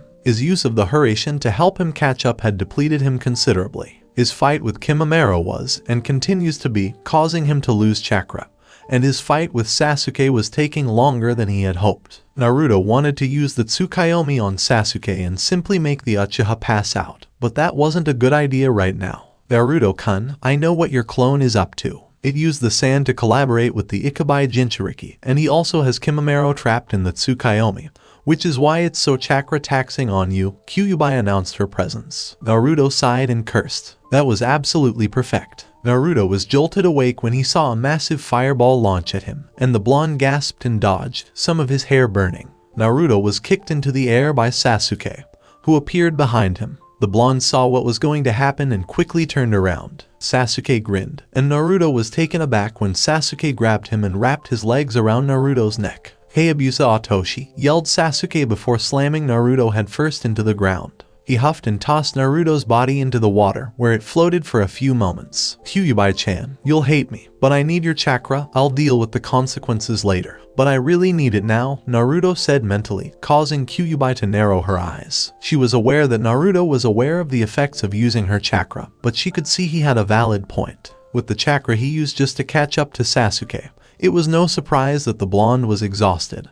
And the fight with Kimimaro didn't help either. Fine, Naruto-kun. I'll make an exception just this once. Take it, Kyuubi said, and Naruto's eyes immediately turned red. Sasuke's eyes narrowed as he saw red chakra flow from his body. Naruto smiled and rose to his feet. Alright, Sasuke, I've had it with you. By the time I'm done with you even Sakura won't want to be with you. Naruto roared, twisting and turning the water once more. Sasuke felt the incredible pressure of Naruto's chakra, and the blonde dashed forward, slamming Sasuke in the stomach and knocking him to the ground. Naruto lifted Sasuke into the air by grabbing his collar. Sasuke clenched his teeth and swung his fist at Naruto, but the blonde easily avoided it and cocked his fist back. You're coming back, even if it means breaking every bone in your body, Naruto exclaimed as he pushed Sasuke across the water and into the surrounding rocks. Sasuke coughed and collapsed on the ground. He thought his jaw had dislocated, but it hadn't. The Uchiha jumped to his feet, gritting his teeth. Then try it. You think you're so special? Well, I'm more special than you, yelled Sasuke as his curse mark covered his entire body. Naruto's eyes narrowed as he noticed Sasuke's hair growing longer and lighter in color. His skin had darkened slightly,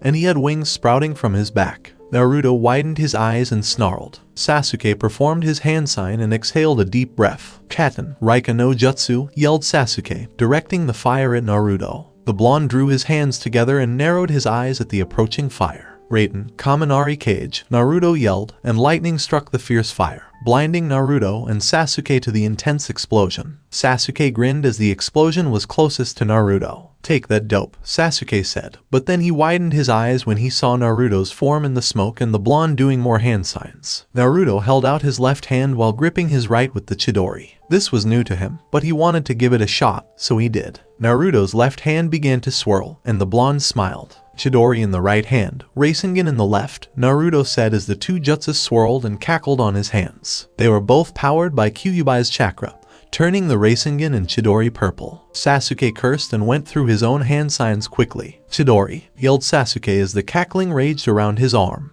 It was so different from the norm because it was turning a blackish color. Naruto and Sasuke exchanged glances before sprinting for each other. "Naruto!" exclaimed Sasuke. "Sasuke!" yelled Naruto. As a massive explosion swept across the battlefield, the two clashed with their respective attacks. Tsukuyomi's interior. Naruto and Kimimaro were simply enjoying the peace that Naruto was providing for them both. Naruto sighed as Kimimaro remained tense about the whole thing. "Would you lighten up? I'm not going to attack you, and you're not stupid enough to attack me while we're in here," Naruto said. Kimimaro narrowed his eyes and looked at the blonde as if he was insane. "Namikaze-san, just in case you forgot, we're enemies, that's my problem. If you must know," Kimimaro said, and Naruto assumed this was the case. It was then that the blonde wondered if things were really that simple. "Fine, then. We can fight, and then you can die," Naruto said as if it were the most natural thing in the world. Kimimaro looked at him before looking down at the ground. "It doesn't matter, I'll die soon enough, and my purpose to Orochimaru-sama will be complete," Kimimaro said, widening Naruto's eyes. With a solemn expression, he addressed Kimimaro. "What do you mean you'll die soon?"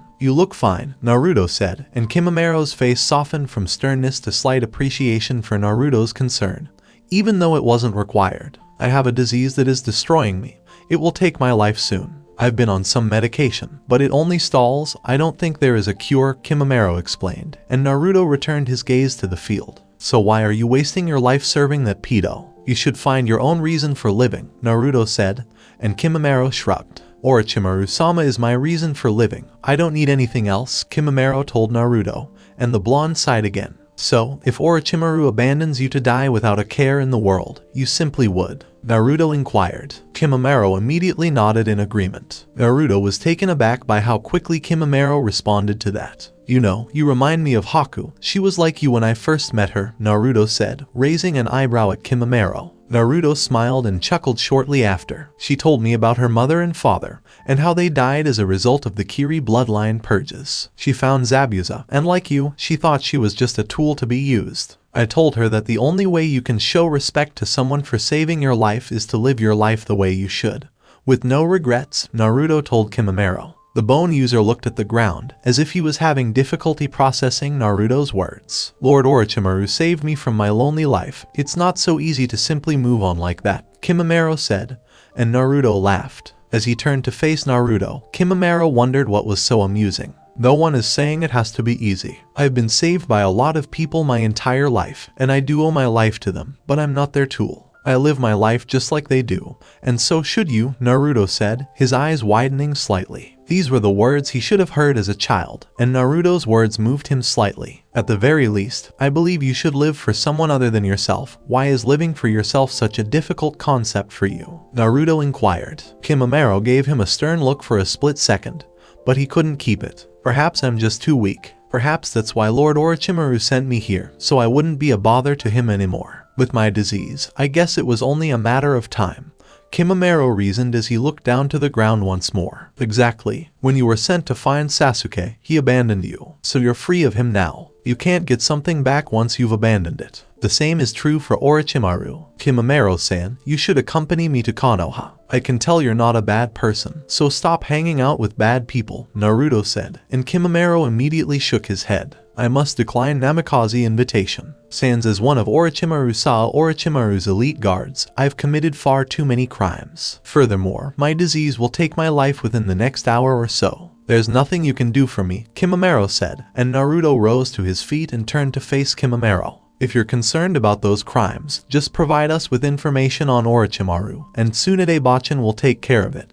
And as for your disease, I'll personally request that she assist you. She's considered the greatest healer, so I'm sure she can help you, Naruto said, and Kimimaro unknowingly smiled at the mysterious blonde in front of him. Somewhere along the way, both forgot the line between being enemies and actually started talking. Why would you go to such lengths for me? We're enemies, but you're doing all of this for me. Why? Kimimaro inquired, and Naruto chuckled before resuming his position on the grass. I despise seeing good people with bad people. You know it, I know it, we both know it, so let's just go with it, Naruto said, and Kimimaro gave a genuine grin. And besides, since I'm the head of the Namikaze compound, you'll be placed under my protection when you return.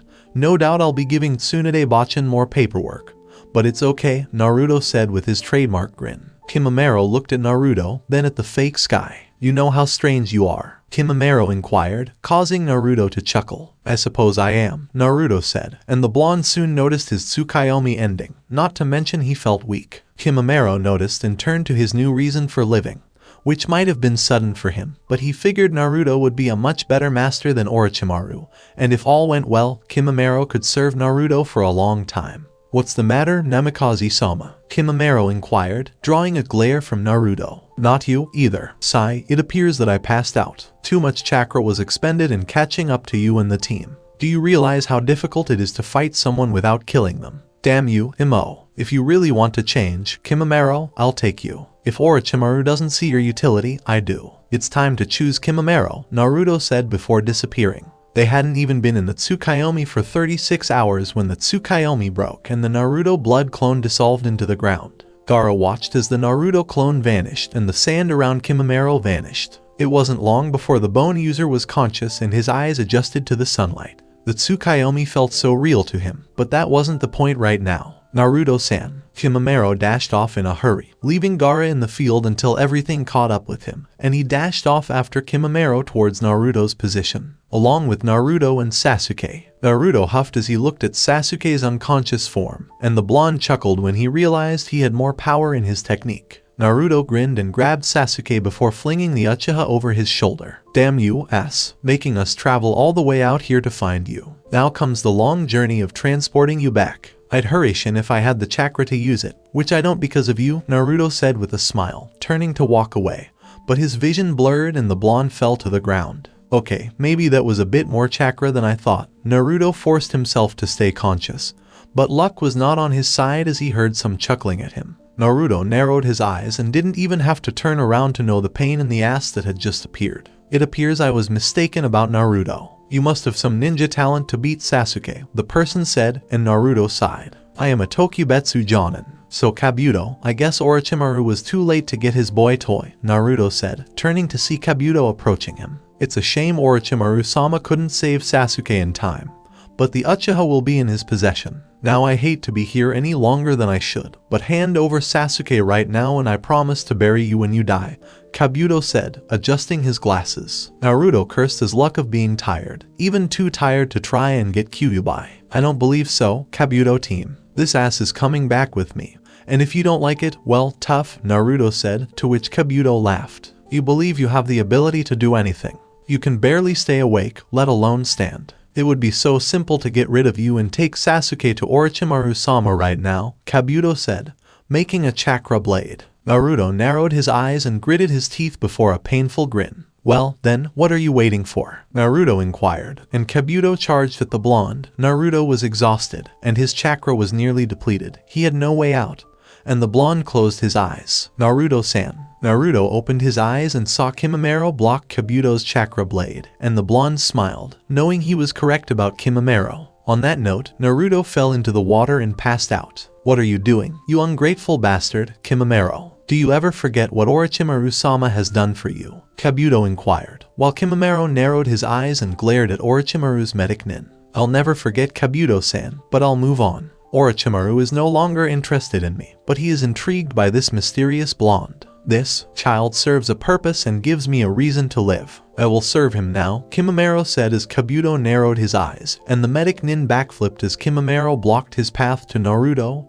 and Sasuke. No one dares to challenge Orochimaru-sama. You'll be sorry, Kimimaro. Don't think I can't defeat you on my own, especially with your disease acting the way it does, Kabuto said, causing Kimimaro's eyes to narrow. It no longer matters. I will make sure Naruto-sama returns Sasuke to Konoha, Kimimaro said to him, and Kabuto could only chuckle at Kimimaro's ignorance before charging at him again. Kimimaro was ready for a fight, but 3 sand bullets came between them, forcing Kabuto to back up and Kimimaro to turn to see who interfered with their fight. Sasuke is returning to Konoha, Kabuto. If he doesn't do it, I will, but I doubt you can take both of us, Gaara said as he approached the area. Kabuto narrowed his eyes at the prospect of even more trouble and realized that this wasn't good. Taking on Kimimaro alone was one thing, but taking on Kimimaro and the Ikabai Jinchuriki was quite another. Wow, what an interesting turn of events. Don't believe you've won. Whether he wants to or not, Sasuke will come to us, Kabuto said as he sunshined out of the area. Kimimaro sighed, as did Gaara. The last of the Kaguya clan walked over to Naruto and Sasuke, making Gaara tense,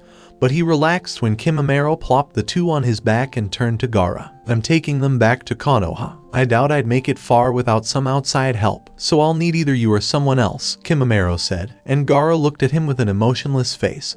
But the sand user nodded and the 2 flew back into the forest. The entire time was relatively silent and perhaps awkward between the 2. But that was before Naruto hazily opened his eyes and realized he and Sasuke were being carried, and the blonde silently chuckled when she saw Kimimaro and Gaara running through the forest. Yep, I wasn't wrong about you, Naruto reflected before exiting. Kimimaro unintentionally gave a small unnoticeable smile across his face as he ran through the trees. No one could tell, but if they looked in his eyes, they would see a small warmth in them that wasn't there when Gaara and Naruto fought Kimimaro. It didn't take long for Gaara and Kimimaro to arrive at a sight that confused them. There were no trees. They saw Shikamaru panting and Temari next to him grinning, and Kimimaro and Gaara came down to meet them, making Shikamaru tense at seeing Kimimaro. What's going on, Gaara? What is he doing with you? And what is he doing with Naruto and Sasuke? Temari inquired, and Gaara turned to face Kimimaro before returning to his sister. Naruto was able to change his demeanor. He said he'd go back to Konoha, or rather Naruto said he'd take him there, but seeing the state the blonde's in,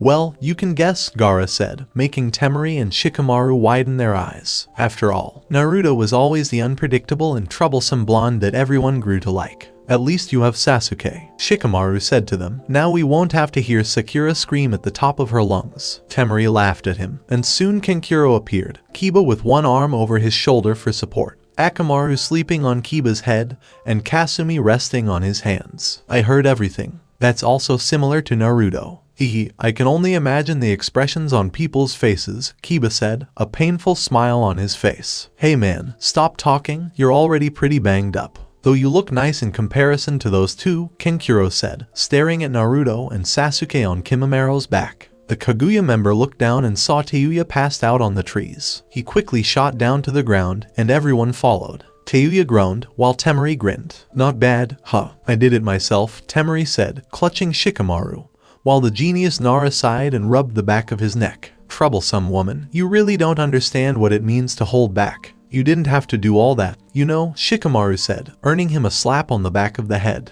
At the very least, I knocked her out. I could have killed her if I wanted to, Temari grumbled. Oh yeah, you're a saint, Kankuro exclaimed before being slammed into the ground by Temari's fan. Shut up, clown, Temari said, causing Kankuro's brow to twitch, and he shot up, Kiba still attached to his shoulder, glaring at his sister. I am not a clone, and this is WARPAINT, Kankuro yelled, and Temari huffed her annoyance, while Kimimaro sliced a tree off of Teuya's body. Kimimaro was about to grab Teuya, but he was interrupted by Gaara, who used his sand to carry Teuya's body. Kimimaro looked at him in confusion, and Gaara just stared at him. I was given a second chance. Everyone shot off for Konoha and wasted no time trying to get there either. On the way, they had seen Kidomaru's body and Jirobo's body. Kankuro said he really disposed of Saken's body, and Kiba could attest to that fact. Even if he didn't show it and wasn't going to show it, Kimimaro was happy for the first time in a long time. 2 days later, Konoha Hospital. Naruto groggily awoke and rubbed the back of his head.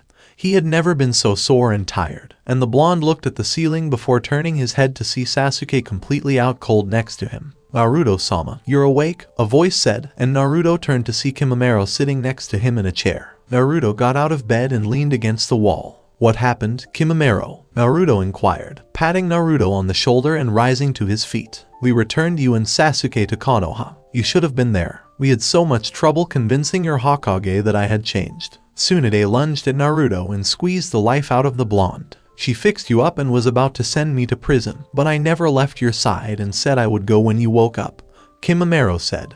And Naruto narrowed his eyes and was about to say something. Do you realize how difficult it was to treat you? I'd never seen such a low case of chakra exhaustion, Tsunade said, making Naruto chuckle, before turning her gaze to Kimimaro and narrowing her eyes, which Naruto quickly grabbed. Don't even think about it, Tsunade-bachan. He's here with me. I'm willing to have Kimimaro undergo an interrogation session, but he does not go to prison, Naruto said in a small authoritative tone, causing Tsunade to widen her eyes and squeeze Naruto's cheeks. To whom do you think you're speaking, Gaki? Tsunade asked, making Naruto wince before letting go and looking at Kimimaro, then back at Naruto. You're really taking advantage of that stupid rule for clan heads, aren't you? She asked, and Naruto immediately nodded, and Tsunade sighed as she turned to Kimimaro, who was still sitting in his chair. Fine, but Anbu will arrive first thing tomorrow morning to take him to Ibiki and Anko. If he speaks honestly about everything, Tsunade said, and Naruto nodded. He turned to Kimimaro, who nodded as well,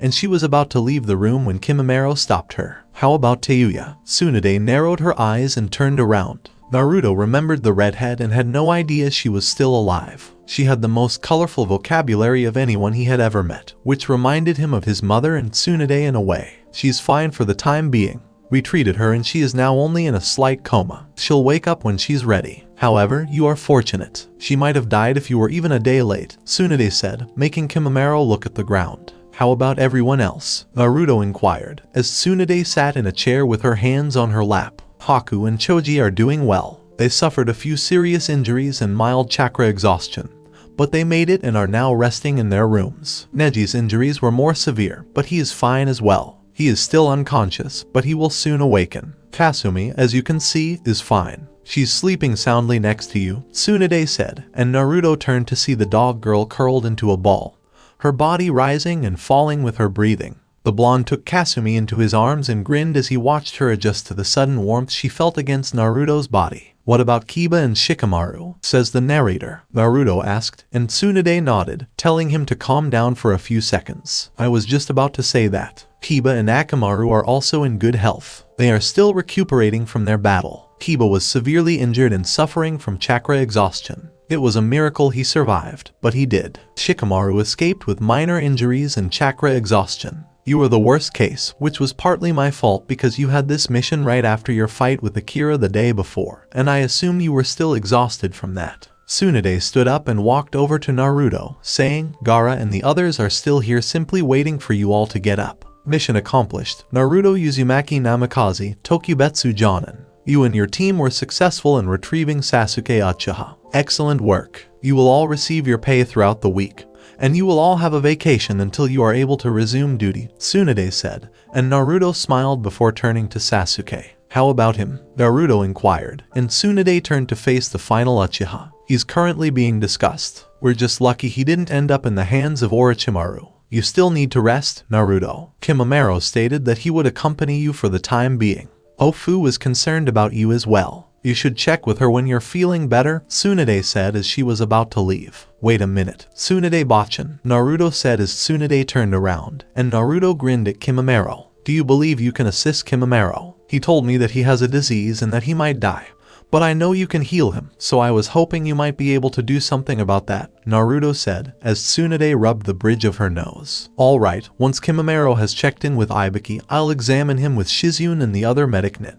Now, if you'll excuse me, I have to fill out the paperwork allowing Kimimaro to stay here for you. Excellent work, brat. Give me a break every now and then. Oh, and Naruto, once you're awake, there's something I need to tell you. It was supposed to be Sarutobi job, Sensei's, but he didn't have time, so it's up to me. It's about a message Kumo sent us that you're worried about. I'll wait until you're better to read it to you, Tsunade said as she slammed the door, and Naruto chuckled as he lay back down on his bed, wondering what Kumo could want with him. You'll get used to her quickly, Naruto assured Kimimaro, who nodded absently. Are you thinking about something? The blonde inquired, and Kimimaro turned to face him before looking out the window again and again. It's unique. I'm not sure how to adjust to something like this, Kimimaro said, grinning. Don't be concerned, man. I'll assist you. After all, you need a guide to this place, and who better to guide you than me, Naruto said, prompting Kimimaro to sneer. Before that, you should get some sleep, Kimimaro said, and Naruto nodded in agreement before falling asleep, but Kyuubi stopped him. Wait a minute, Naruto-kun. I'm glad you're okay, but could you please let me out? I need to talk to you Hokage about something, Kyuubi said, and Naruto sighed, refusing to get up. Kimimaro watched his blonde master get to his feet and saw Naruto cross his fingers. Kai Bunshin no Jutsu, Naruto yelled, creating a blood clone. His hands glowed in a white light,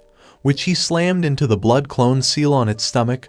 The light loomed brightly, but then faded, and Kimimaro saw a red-haired woman in its place. Kyuubi smiled and hugged Naruto to express how much she missed and worried about him, and the blonde returned her hug. Don't frighten me like that, Kyuubi said to him, and Naruto nodded and followed Kyuubi to the door. I'll be back later, Kyuubi said as she walked out the door, leaving Naruto and Kimimaro behind. The bone user raised an eyebrow as he looked from the door to his master. Who was he? Kimimaro inquired, and Naruto smiled. It's a long story, Naruto said as he lay down, and Kimimaro nodded and leaned back in his chair against the wall. I'm not going anywhere, Naruto-sama, Kimimaro said, and Naruto leaned up from his bed, glaring at Kimimaro. What's the deal with Naruto-sama? Naruto inquired, and Kimimaro simply crossed his arms while looking up at the ceiling. From now on, I'll refer to you as that. I will not be casual with you. I can't just talk to you casually. It's not possible. Plus, I'm more at ease addressing you like that, Kimimaro said as he waited for Naruto's response. The blonde looked at Kimimaro blankly before sighing heavily and slamming his head on his pillow. This is going to take some getting used to, Naruto thought to himself as he missed Kimimaro's smile. It was going to be an interesting ride from here on out. The Hokage mansion. Meanwhile, Tsunade was signing and stamping papers while she spoke with Jiraiya, and Shizune was watching her master and mentor work while she talked with the old pervert, who seemed to have some important information and wanted to propose something. So you want to go on a 2-year training trip with the brat? Tsunade asked as he signed another document, and Jiraiya nodded as he leaned against the wall. That's correct. It's to keep Akatsuki away from him. If we keep him here, they will almost certainly attack him. So I believe this will be beneficial, and on that note, I will assist him in learning how to deal with Kyuubi's chakra. He'll be much stronger over the trip, Jiraiya said with a grin, and Tsunade sighed as she went over papers. She was about to okay it when Kyuubi came through the door. Tsunade, Shizune, and Jiraiya could tell it was her only because Kyuubi never changed her form, so it was easy to recognize her. It was still strange for them to see Kyuubi walking around, but she hadn't made any aggressive. Sorry for interrupting, but I overheard Jiraiya plan Sen's and I disagree with it, Kyuubi said, surprising the three. Kyuubi sighed and was about to explain when Jiraiya narrowed his eyes. What exactly do you mean you disagree? Jiraiya inquired, and Kyuubi nodded and began speaking. I'm saying that your 2-year training is a waste of time. It takes more than 2 years to master my chakra, and I never liked Naruto-kun using it in the first place because it is poisonous to humans. The only reason Naruto-kun has such a high tolerance for it is because his chakra coils have been formed to handle it at a young age. This is why it's a waste of time. Naruto-kun is allowed my chakra anytime as long as I watch it myself to prevent him from injuring himself. Aside from that, I'll be training Naruto-kun. Tsunade and Shizune could see where Kyuubi was going, but Jiraiya couldn't. I've been doing it for nearly all his life, so I know him the best, Kyuubi said to them. What exactly do you mean? We have to send him because of you. As long as he's with you, his life could be jeopardized, Jiraiya said, making Kyuubi look at the ground, then covering his mouth when Tsunade and Shizune looked at him. I apologize. I didn't mean it that way, Jiraiya said, shaking her head. No, you're right, but I trust Naruto-kun, and he trusts me, so I'll do everything I can for him. I know more about things than all of you put together. I can teach Naruto-kun things he doesn't know yet. While I appreciate your desire to train Naruto-kun, I believe I am better suited to do so. You can try to argue that I'm not, but the fact that I've lived much longer than any of you means that I know a lot more. This is only possible if Naruto-kun stays in Konoha. The constant movement will result in a loss of time, which he does not require. I'm not asking for your permission to do this. I'm informing you that I will do so. Remember that I only tolerate you because of Naruto-kun. Other than him and the Inuzuka family, I have no tolerance for any of you, Kyuubi said as she bowed and walked out the door, leaving Tsunade and Jiraiya speechless. I guess she's right, Shizune said as Tsunade slammed her head against the desk. This can only mean additional paperwork for me. Jiraiya, it appears that Kyuubi is in charge of Naruto's training. Better luck next time, Tsunade said, and Jiraiya stormed out of the room, scattering papers everywhere. Damn it everyone. Tsunade sighed and slammed her head on the table again as Shizune left her master to her work. Gaki, hurry up and take this damn job off my hands so I can be free. This irritates me, Tsunade yelled, expressing her annoyance. Naruto will now be trained by Kyuubi to improve his skills, and Tsunade could only wonder how much stronger Naruto would become under Kyuubi's supervision. So this was it for today. I will continue the story next part. Till then, we weave offline.